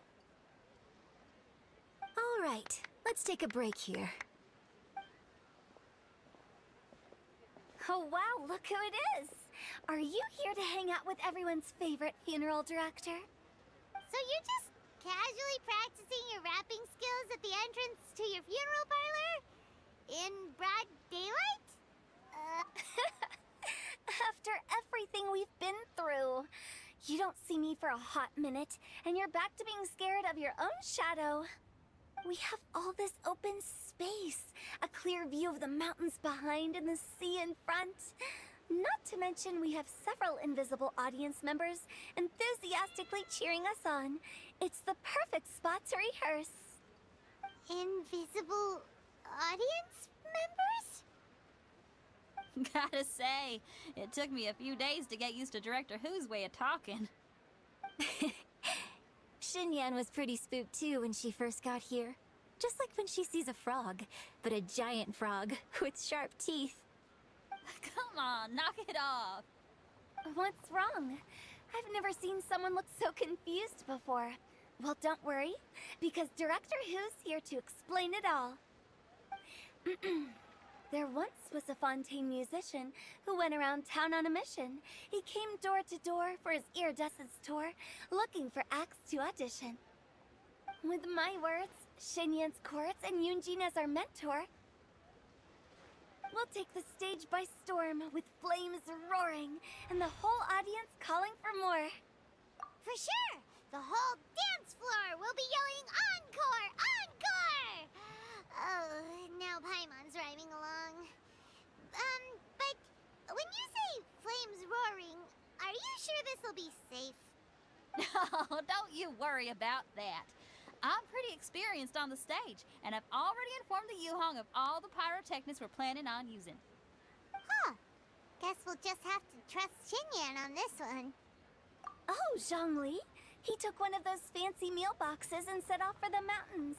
Said he wanted to pay a visit to some old friends. It's a real pity that he couldn't be around for this. As well as being a true connoisseur of traditional art forms, he's able to appreciate Xinyan's performances too. Yeah, that's right. Matter of fact, he was the one who first invited me to perform here. To tell the truth, though, I never thought I'd really find myself rehearsing here one day. Well, now you know. The Wangsheng Funeral Parlor is a great location. All of you are always welcome to come and hang out here, especially if you're in the mood to try something new. I can speak to that. Hu Tao is always full of fun surprises. And jump scares. Actually, Xinyan, I have some lyric ideas for your part. Do you want to go through them together? Sure thing. I'm all ears. Oh, Traveler and Paimon, I believe Zhongli was heading to Mount Hulao, so make sure you're hiking up the right hill. When you see Zhongli, please pass on this message to him. It's up to him whether he wants to support us at the performance tonight, but I expect him to make time for the upcoming banquet we're planning. No excuses. You should join us too. It'll be a riot. If there's one thing I've learned from being a funeral director, it's how to throw a party.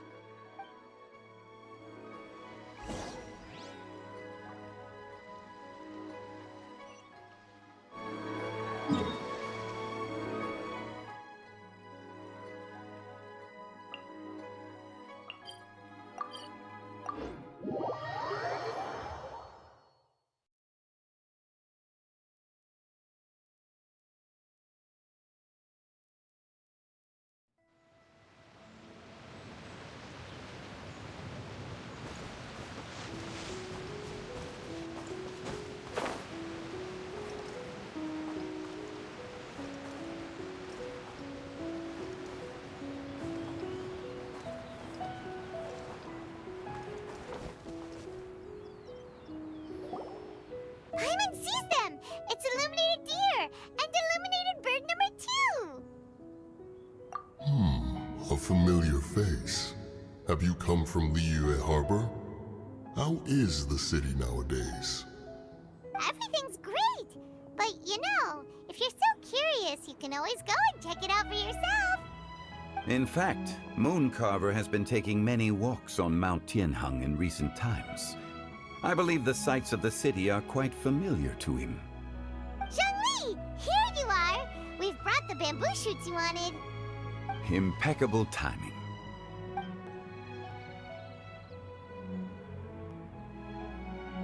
Traditionally, bamboo shoot soup ought to be slow-cooked for many hours on low heat. Using Adeptus arts to hasten the process is something of a shortcut. Wait, that mechanism... is that... Indeed. Cloud Retainer kindly lent me her supreme cuisine machine. Can we not just call it a cooking machine? Actually, never mind. She seems to take a lot of pride in her mechanical gizmos, so it's probably best if Paimon doesn't go changing the name willy-nilly. I trust that you found the answers you were seeking during your recent journey? Excellent.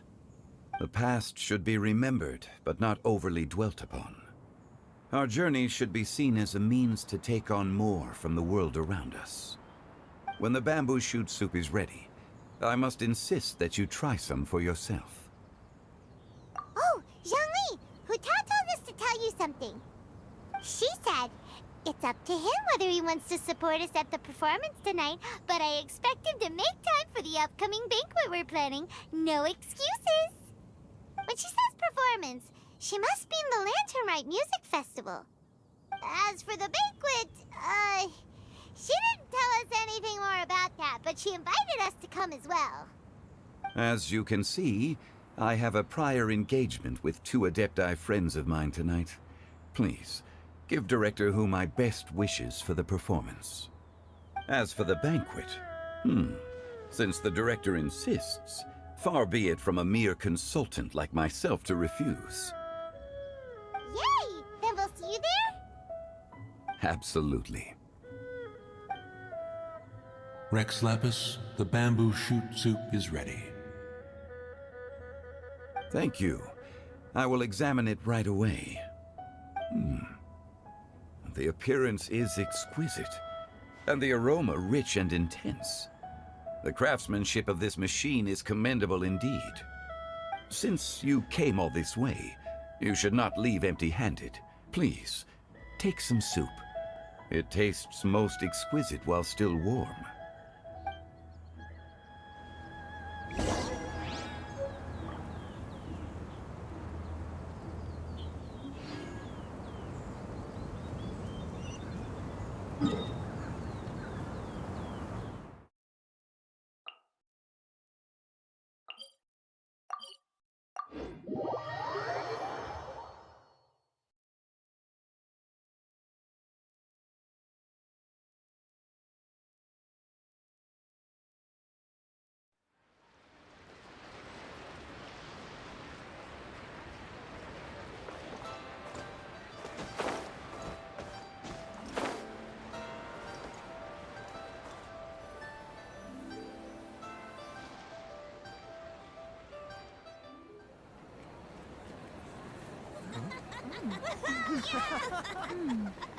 I'm honored to be here on the Iridescence Tour stage.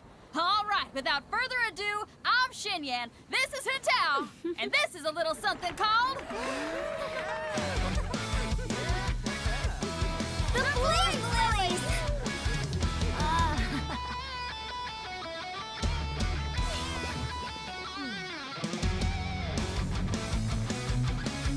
I'm up here blazing trails through the midnight sky, lighting up the world below.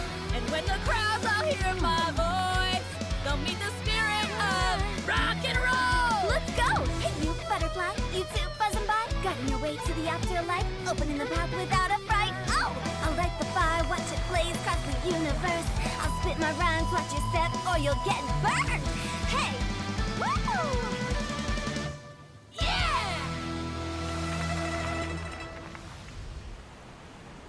Does anyone have any plans tomorrow? With another year behind us, I think we deserve a celebration of our own. My treat. Interested? The Tianquan footing the bill? I can't miss out on that.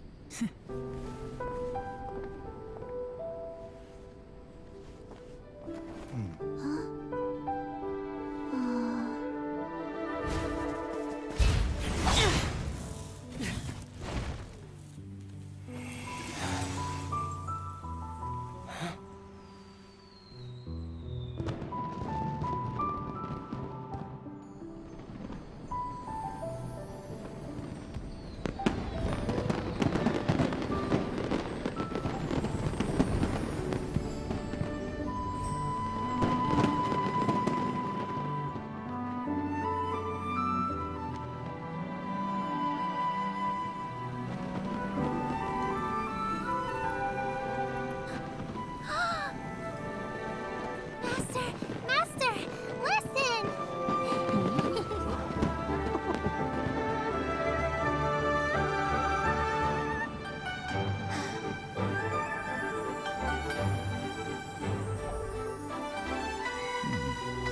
May the year ahead be a blessed one.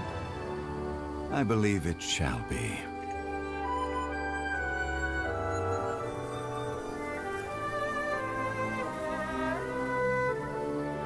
Master, the Xiao Lanterns,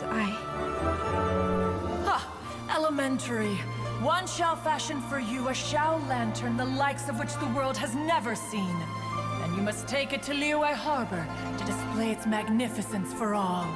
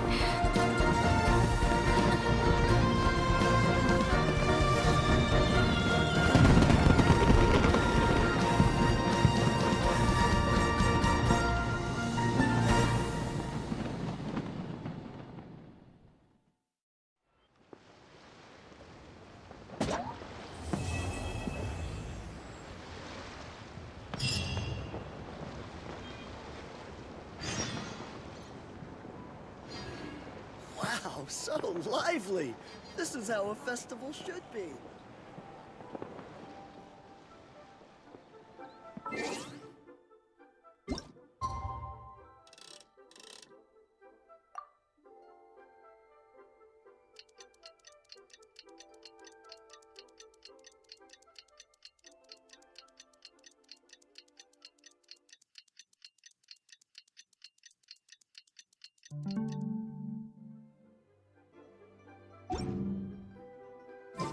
Traveler, hurry! It's almost time for us to join Hotel for dinner!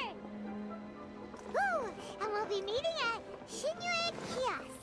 It's the place with a really long wait list. As expected of the parlor director, always so generous! Come on, let's go!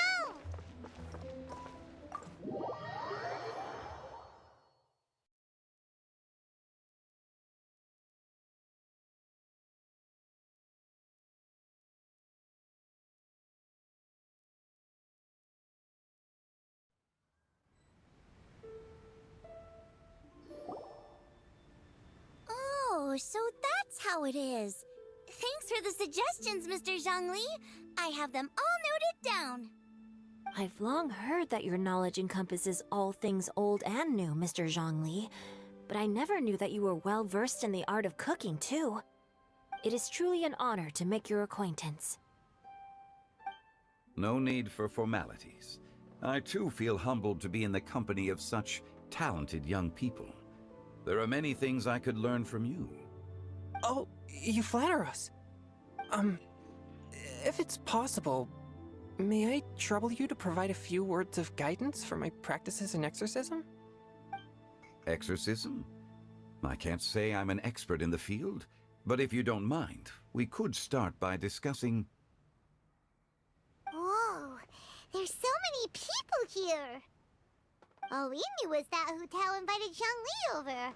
Paimon never thought we'd be meeting so many old friends! Happy Lantern Rite, everyone! Likewise. Please take a seat.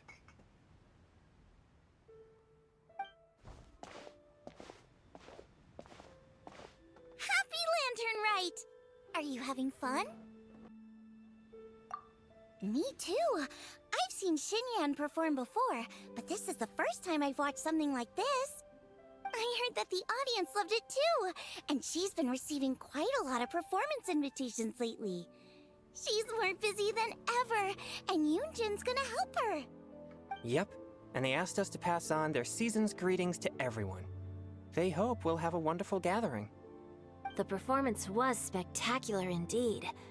However, it gave Xiangling a huge burst of inspiration, which in turn gave us a bit of a headache. Us? Did Xiangling ask you to try out her dishes too? That, my friend, is beside the point. Watching you eat was enough for me. Come to think of it, I probably shouldn't have burdened Chongyun with eating my share too. Hold on, Xiangling came up with a new recipe? Let Paimon try! See? Someone here knows how to encourage people. Thanks, Paimon. Oh, and I have to thank Mr. Zhongli, too. He gave me lots of useful pointers that really drove it home for me. Oh, so that's what you were talking about before we arrived. Yes. Since we'll be dining together, the topic of our conversation naturally revolved around cooking. Xiangling's ideas are truly unconventional. Her choices in both ingredients and spices are comparable to a melody dancing on the tongue. My suggestions were nothing more than the icing on the cake. Oh, the two of you always deliver. Now I'm getting embarrassed. Anyway, I'll get everyone to have a taste after I've adjusted the recipe based on Mr. Zhongli's advice. That sounds like it might become a little safer to eat. How about I sample the dishes next time? Speaking of eating, Paimon feels like we're missing someone. Oh, Huta was the one who invited us, but she's not here. And where's Guoba? Oh, Guoba volunteered to help Dad at the restaurant. You know, lots of people come over to eat during Lantern Rite. Without Guoba helping out, I probably wouldn't have had the time to accept Hu Tao's invitation. As for Hu Tao... The director went to collect a guest. She asked me to stay here and host you for the time being. Seems like it's almost time. Huh? Hu Tao went to fetch someone in person? Oh, that must mean they are super important. Could it be... Keqing? Ningguang? Or Captain Beidou? She didn't clarify. And as her subordinate, I couldn't just pry into the details, could I? Ta-da! We're here! Oh, we're not late to the party, right? Right? Good thing the Conqueror of Demons and I are both as swift as the wind. And whoosh, we made it just in time.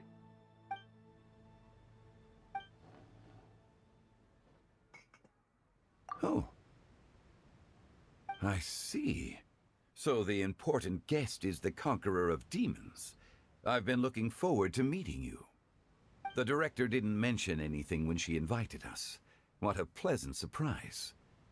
Gathered here with us tonight are not only young and accomplished individuals, but also the protector of Leo's peace, Adeptus Alatus. To convene here with all of you is indeed a great honor.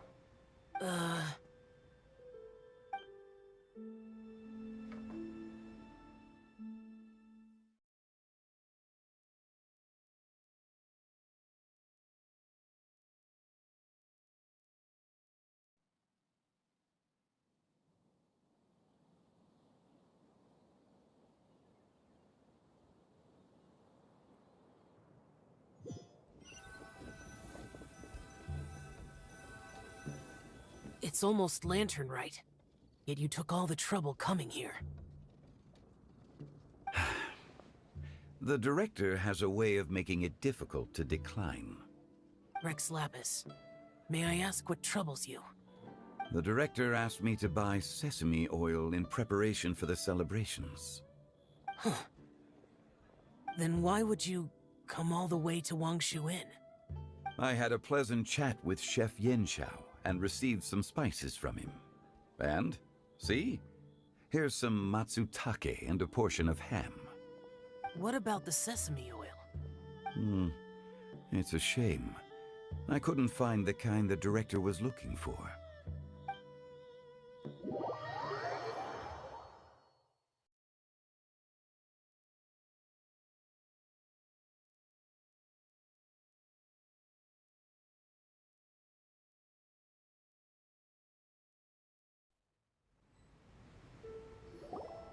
I'm sure you're exaggerating, Zhang...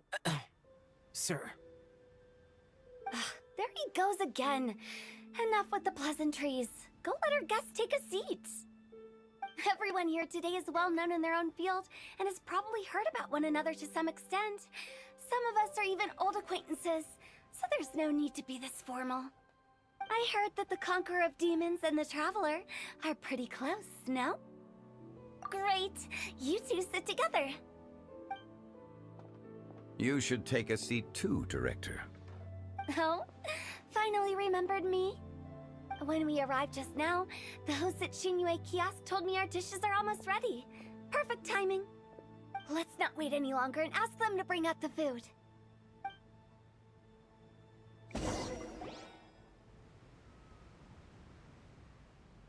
Paimon would have never guessed the person Hu Tao went to fetch was Xiao. Oh, that's also the first I've heard of the Traveler and Paimon being friends with the Conqueror of Demons. You know Xiao Chu? Knowing is a bit of an overstatement. I've always looked up to him. You might not know this, Paimon, but we exorcists have worked in close collaboration with the Conqueror of Demons for many generations, dispelling evil together, both in the open and from the shadows. Hard to imagine that thanks to Hu Tao, I've finally gotten the chance to meet him. Conqueror of Demons, I'm honored to make your acquaintance. Likewise. It is a great honor indeed to have a chance to meet the legendary Conqueror of Demons. Changyun has brought that name up quite a few times in the past. I remember you mentioning wanting him to understand the importance of exorcists. We know each other too. He helped try my dishes during the Masterful Chef's cook-off. I didn't think we'd have the chance to meet again. Happy Lantern Rite! No anecdote, however, compares to meeting you in person. I'm Xingqiu, Shangling and Changyun's friend. The pleasure is all mine. Whoa. Everyone's getting all formal and polite all of a sudden. Paimon doesn't know what she should say anymore. Adeptus Shao, mighty conqueror of demons, please accept Paimon's greetings too. Belated Happy Lantern Rite. Paimon tried very hard to look for a fancy word, okay? Don't be too harsh on Paimon! There's no need to be so polite. You're right. This was meant to be a nice little get-together between friends after all. Too much formality kills the atmosphere. I didn't plan this gathering only for everyone to walk on eggshells. Hiya. What's your true intention, then? A little get-together between friends, sipping the finest tea and watching lanterns float into the sky, bidding farewell to the past, and embracing the present with joy. And that is something our consultant would say. I think it deserves a standing ovation. Indeed. Exceptional acting skills, Director. As for me, I'm just here to have fun and treat everyone to something good. We all worked really hard this year, whether traveling or guiding, cooking, helping with the family business, exorcising evil spirits, or conquering demons. And of course, our consultant, who's been helping out at the parlor every now and then. Everyone has done some pretty amazing things. As the one who brought everyone together, it goes without saying that I'm the one most deserving of praise. Huh? Sounds kinda self-important, but Paimon thinks it's pretty amazing that she managed to talk Xiao into coming. He rarely ever enters Liyue Harbor after all. It wasn't as complicated as you think.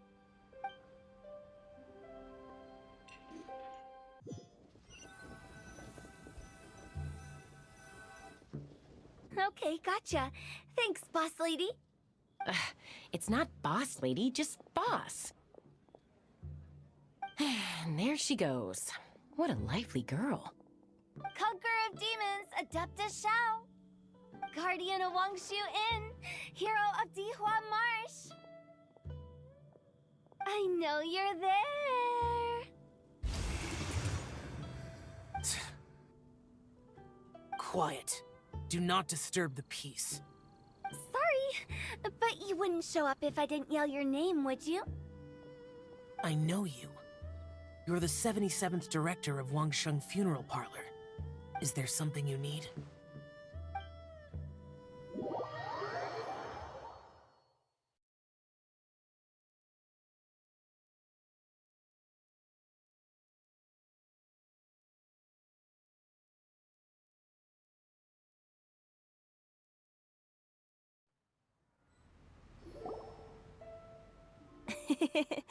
That does sound like one of Hu Tao's antics.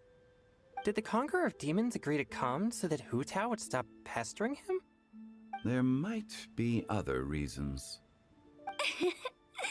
Smart guess. Huh? There's more to it? It gets pretty boring from here on. I talked about the funeral parlor's past relationships with the Guardian Yakshas. You know, just to be sociable. In the time of the Archon War, disputes were frequent, and disaster overtook the land. Humans couldn't escape from the torment of the plague, nor could they escape death.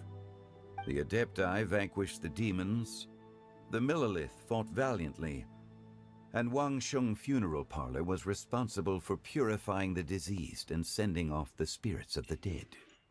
That is how the border between life and death was maintained during the war. And it effectively prevented further incidents from happening. That's right. 1 point for the consultant. But despite our deep-rooted connection, it still took me quite a while to actually convince him. You know him pretty well, huh? This matter is out of my control. so I need to be cautious. True, but I've kept that in mind too. That's why everyone here today is in one way or another acquainted with elemental power. Besides, it'll only be for a short while as we dine together. There won't be any lasting consequences. But I didn't expect there to be so many people. There's no need to worry, Conqueror of Demons. We're not feeling anything unusual so far. Our young exorcist over here is protected by his pure yang energy, so he's probably the most resilient. That's not the same. And did you just toss your carrots into my bowl? Hey, don't look away! Huh? What? I'm siding with Chongyun. I saw that too. You're lucky Guoba isn't here today. He hates seeing people being picky with their food. If he'd seen that, he'd definitely make you eat all your carrots. Huh? Guoba would do that? Is he that uncompromising? But now that I think of it, Xiangling told me that Guoba used to be the stove god. It sounds like you've heard the rumors. I'm doing fine. Not long ago, before Lantern Rite, I met an old friend. Thanks to his help, things have been a lot more stable than before. You should know him. He's... Seeds of story, brought by the wind. And cultivated by time. Did Paimon just unconsciously complete that saying? That voice. Could it be? If I'm not mistaken, there's someone knocking at the door. Don't just sit there, Zhongli. Go welcome our guest in. No such need. I'm coming in.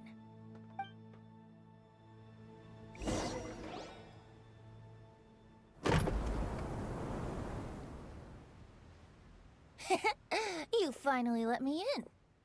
Hello, hello. No matter if we've met before or not, this moment marks a brand new encounter. Old friends and new. Happy Lantern Rite.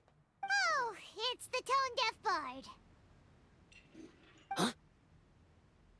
Oh, he seems to carry a valiant breeze wherever he goes. It looks like we're gonna be friends. Fate has brought us together, so come on, take a seat and be my guest. Help yourself. Oh, I'll ask them for another set of cutlery.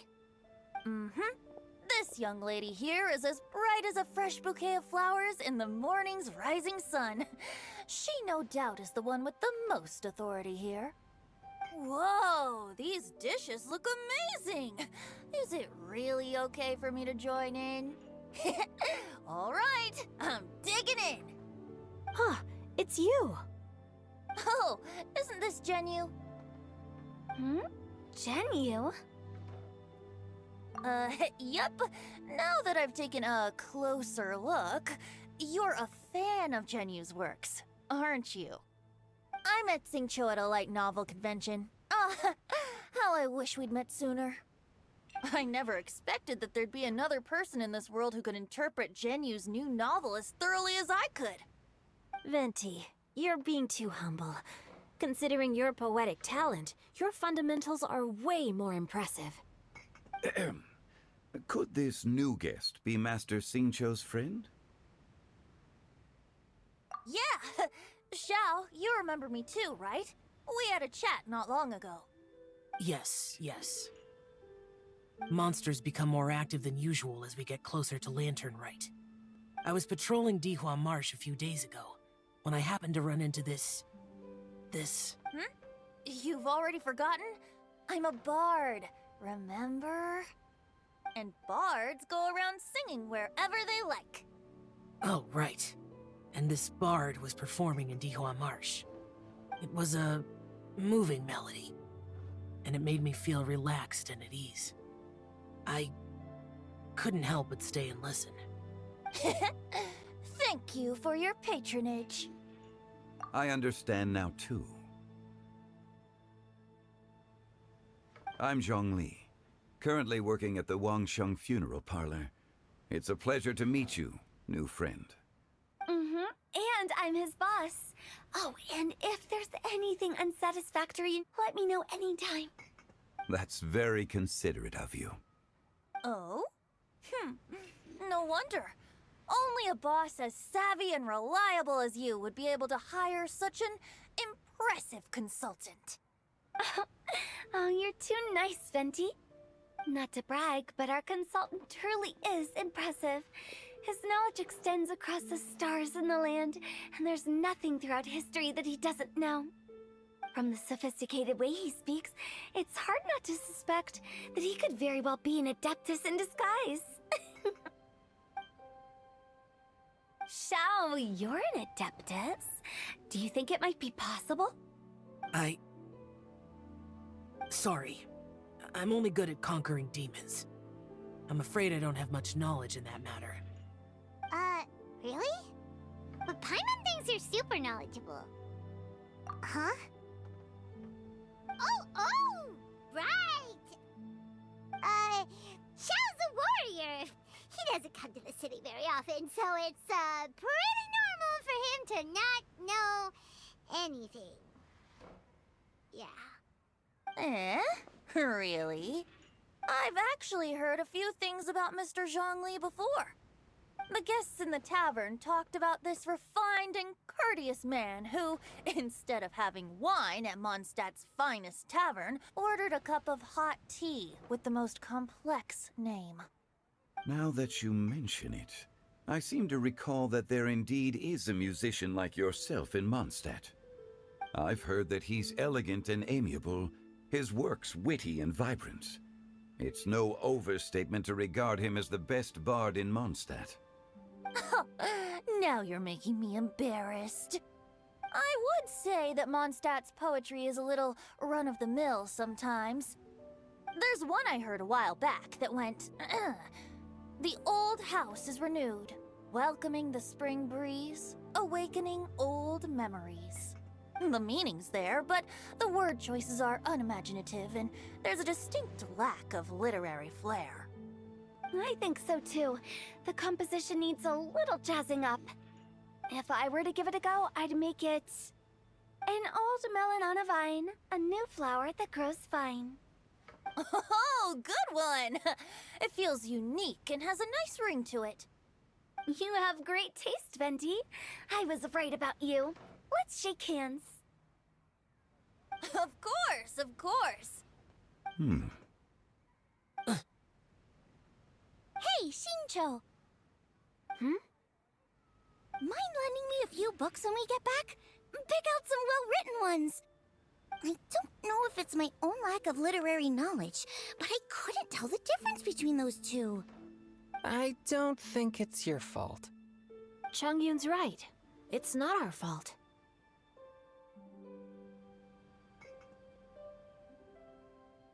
Oh, you have a point. But speaking of, why is the Tone Deaf Bard here? Are you here to take part in Lantern Rite too? I heard that Liyue will be hosting a Lantern Rite music festival this year. As a musician myself, how could I possibly resist the temptation to come take a look? Or listen. Getting to know other musical styles is essential to sparking inspiration, don't you think? As for the Fontaine friend who hosted the festival, I saw him near Stone Gate the other day. The Iridescence tour has finally been held successfully for once, so I had to congratulate him. Don't think anything of it. By the way, I was watching as you entered Shinyue Kiosk, but no one seemed to notice me.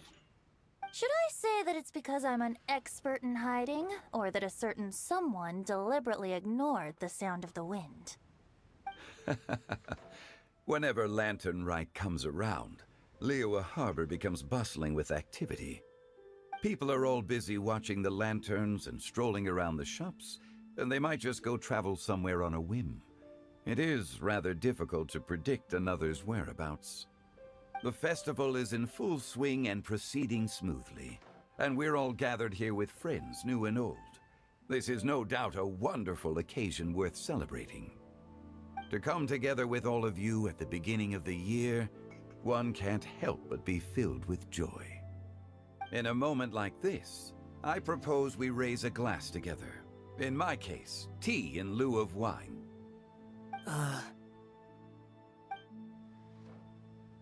Very well said, Mr. Zhongli. That was exactly what I wanted to say.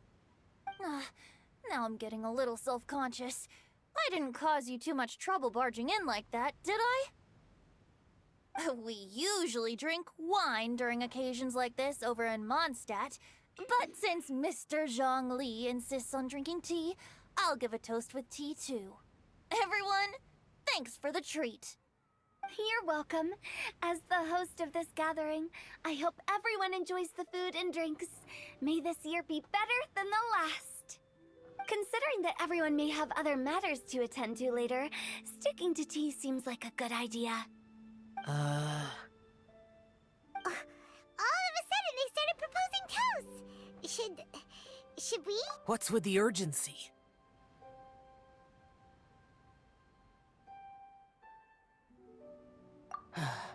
Sure.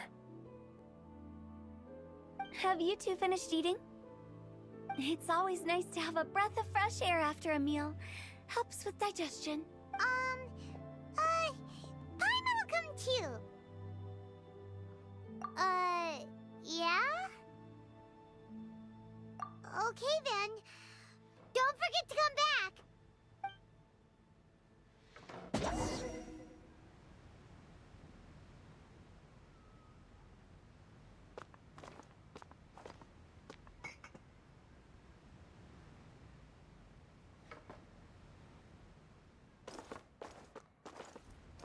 It seems like our new friend is an expert in wine.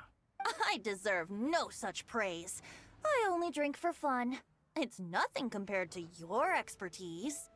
I'm glad we're only having tea today. What if I got drunk and said something nonsensical? I'd surely become an object of ridicule to someone I've just met. No such thing. I wouldn't dare disrespect the director's guest.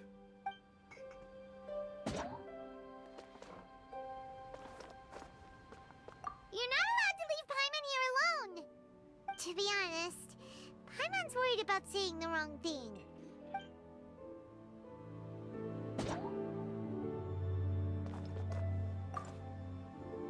Did you talk about anything interesting before we started the meal? Anything fun I missed out on? Oh, we were talking about cooking. Mr. Zhongli told us that he went on a trip to Qiaoyang Village the other day and got a hold of some uncommon ingredients. Tea seed oil and sesame oil. He suggested I try using those in my new dishes. Oh, no wonder he left his post for so long that day. Those ingredients would be difficult for anyone else to find. I guess I'll need his help next time as well.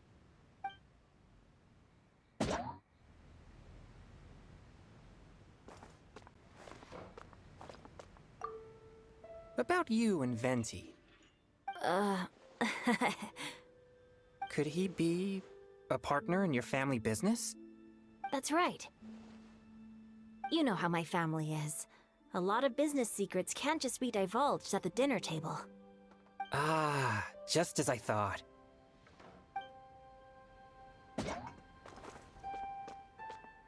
Let's depart. You go ahead.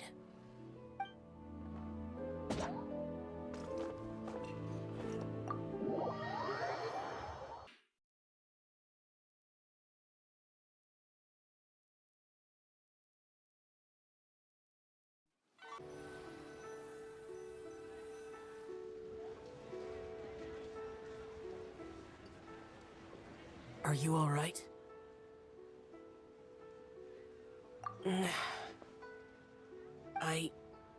It's hard to describe. It's not that. There were those among the Adepti who loved gatherings and idle chit-chat. Sometimes they would call up a few others for a drink. Even I got dragged along to their gatherings many times. The Adepti all have their specialties, making most of them proud and arrogant. Everything they say is straight from the heart. It never gets too complicated. But this time...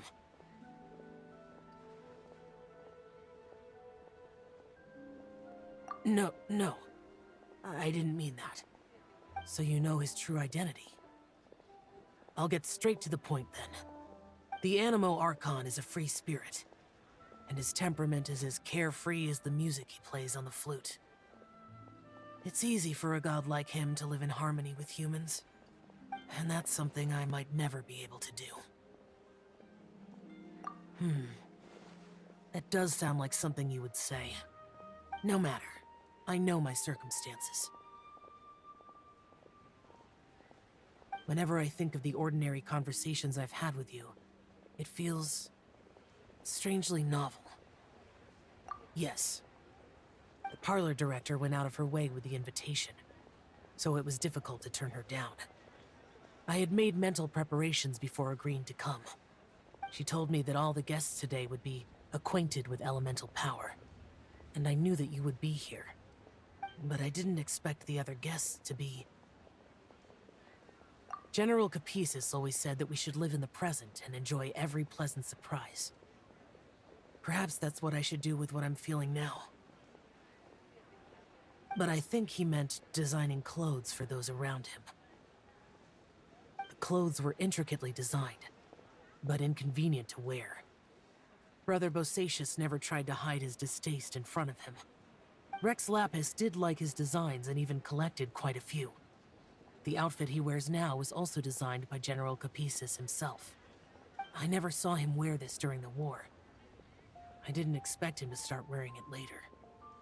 Oh, here you are. I'm not intruding, right? You're not. What is it?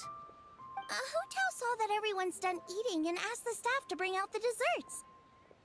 Paimon got so anxious that you weren't back yet that she scarfed down her dessert without the usual slurping and munching. To be honest, I was kind of worried too. You looked a little restless just now, and I thought you weren't used to the food here and was planning to head back to Wangshu Inn for something Yanxiao made. You're worrying too much. Why would I? Anyway, let's head back. Please wait! There's another reason why I came looking for you. Here, take these. I brought them for you. Almond tofu? Yup. Since the Masterful Chef's competition, you could say that Yanxiao and I are not only competitors, but good friends as well. I visit him at Wangshu Inn sometimes to discuss our cooking. I heard him say that the esteemed guest on the roof loves nothing more than a good plate of almond tofu, so I learned a thing or two about the dish from him. I'll be honest, before Hu Tao invited everyone, she secretly came looking for me, told me about the guests she planned to invite, and asked me for some suggestions on what she should order. So I made a few servings of almond tofu for you guys in advance. Take them as a token of gratitude for your support. When I told Guoba that I was making these for you, he started eagerly running around the kitchen and helping a lot too. Thank you for the trouble. There was no need to... I'll take them. Thank you. And Guoba too. You're welcome. Oh, the almond tofu I made probably tastes and feels a little different from the type Yanxiao cooks. Please let me know if there's any improvements I should make. Okay. That's all. Alrighty, we should head back now. We can't keep Paimon waiting.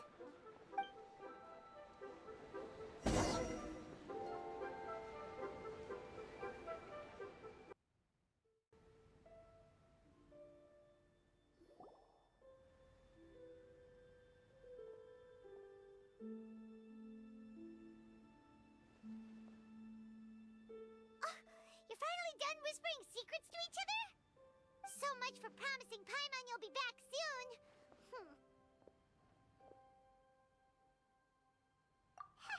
How could you say that to Paimon? In that case, besides having no sense of time, Paimon will let you know what having no sense of fullness looks like. Your dessert is all Paimon's. Sorry to keep everyone waiting. No worries, we're all just chatting here. There's no serious business to take care of.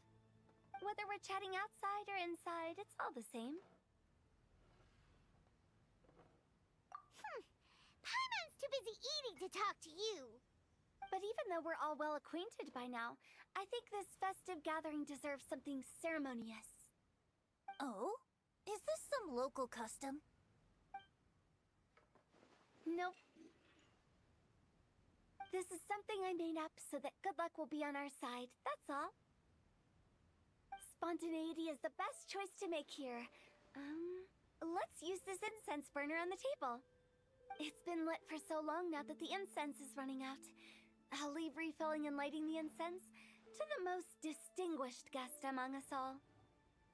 Lighting the incense will signify continuous growth and prosperity in all our endeavors in the new year. I see. Perfect symbolism, as expected of Hu Tao. And speaking of the most distinguished guest here today, I'm sure we all agree that it's Mr. Zhongli. I'm not very familiar with the details of his past deeds, but chatting with him has been a real eye-opener, even for a bard who has traveled all across the world. If knowledge were a form of power, one could even say that you're a wielder of unlimited strength. But when it comes to having a way with words, the notable bard is certainly one cut above the rest. I just happen to have a good memory. It is such an unexceptional skill, yet you made it sound like an unparalleled talent. I am truly impressed. Since we all get to nominate someone...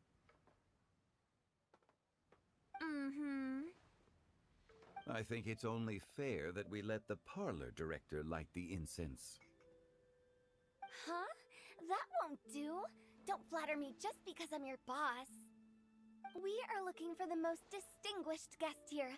As the host, I shouldn't be involved in this discussion at all. Now that we've enjoyed this table full of delicacies, how about we let our one and only chef here do the honors? Is this really the way this works? I didn't cook any of these dishes. It's not a big deal. Just look at her. Xiangling, the disciple of an adeptus, the stove god's best companion, the winner of the Masterful Chef's competition. The only heir of the famous Wan Min restaurant. A good old friend of mine. There's no better choice. Why does Paimon feel like we're back at square one again? Please stop! You're making me embarrassed! If we're looking for a distinguished guest, surely the second son of the Feiyun Commerce Guild counts. It's one of the largest commerce guilds in Liyue Harbor. Huh? Don't get me involved in this. Oh, not a bad choice. With the Commerce Guild's young master lighting the incense, we're all sure to make a huge sum of mora in the new year. That's not how it works. Making a fortune is indeed a fine wish, but it's of lesser importance than good health and happiness. Which means we should choose Chongyun, the skilled exorcist who keeps everyone's home safe from evil spirits. Huh? Now you're nominating me? I can't be the one when we have the Conqueror of Demons right here. Adeptus Xiao has the most seniority among everyone here today. We should... I refuse. I am most certainly not the most distinguished guest here. You should all be able to make the right judgment based on your observations. One person here is well acquainted with everyone else.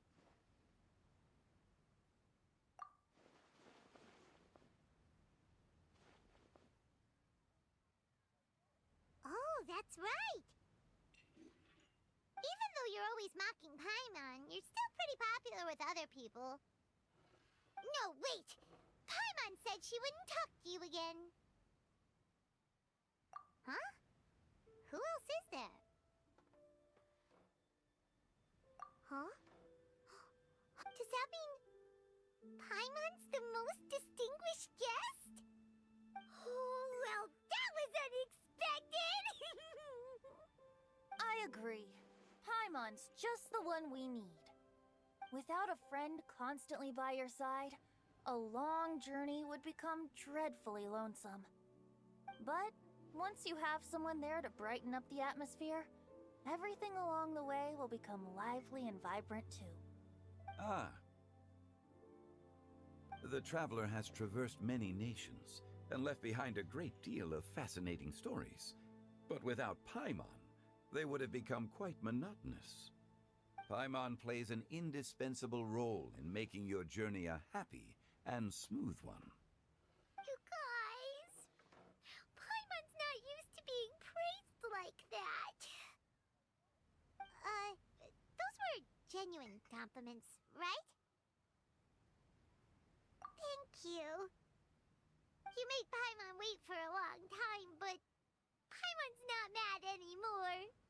Don't take everything to heart, Paimon. Friends tease each other all the time.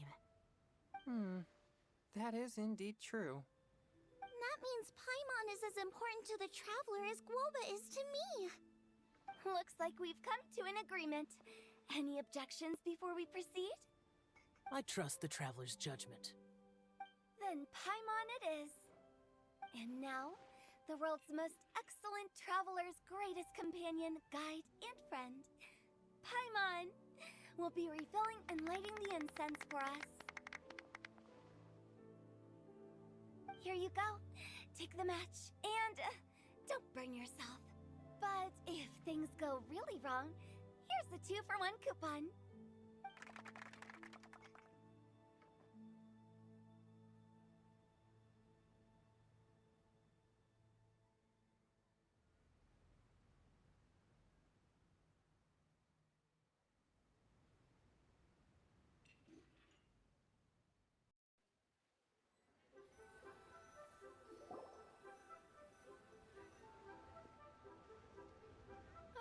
It's getting late.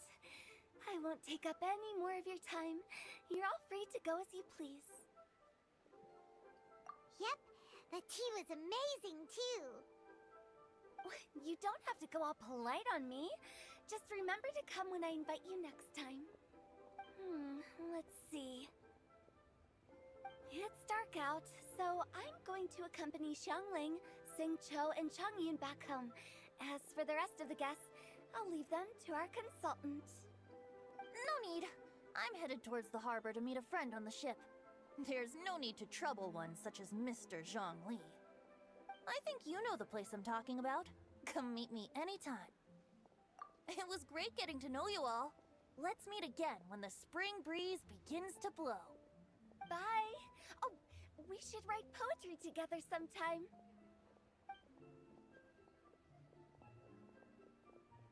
We'll catch you all later then. Don't forget to return to the parlor later. There's something I need you to do. Understood. See you later.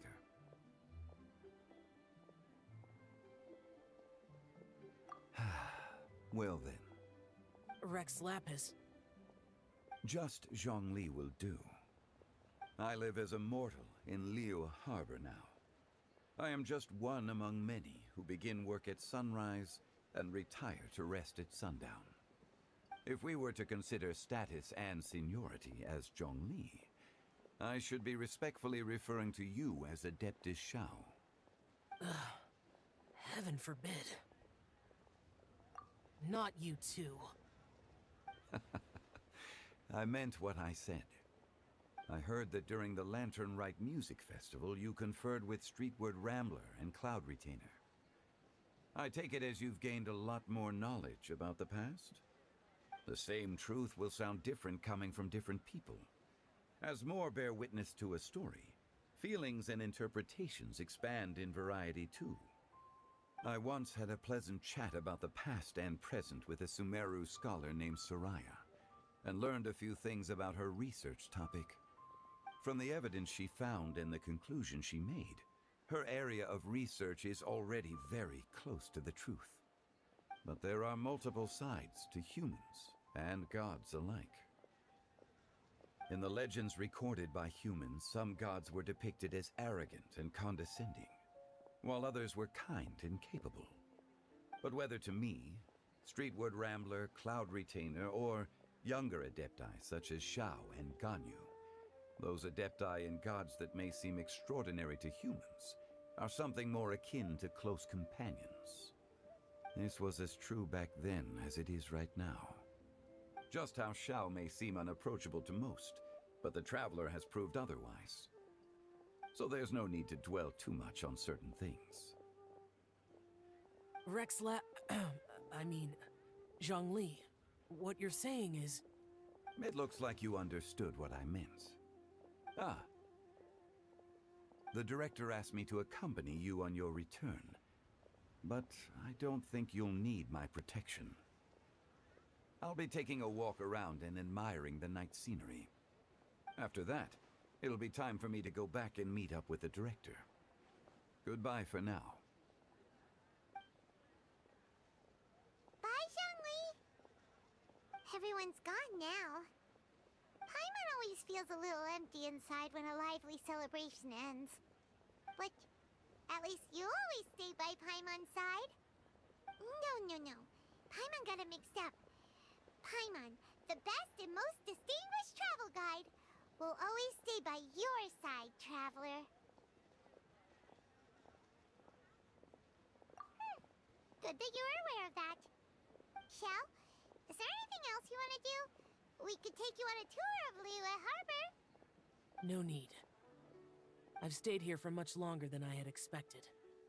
The city lights are a fine sight, but it's time for me to leave. The events of today occurred so abruptly. I appreciate your kindness. Okay. I'll see you next time then.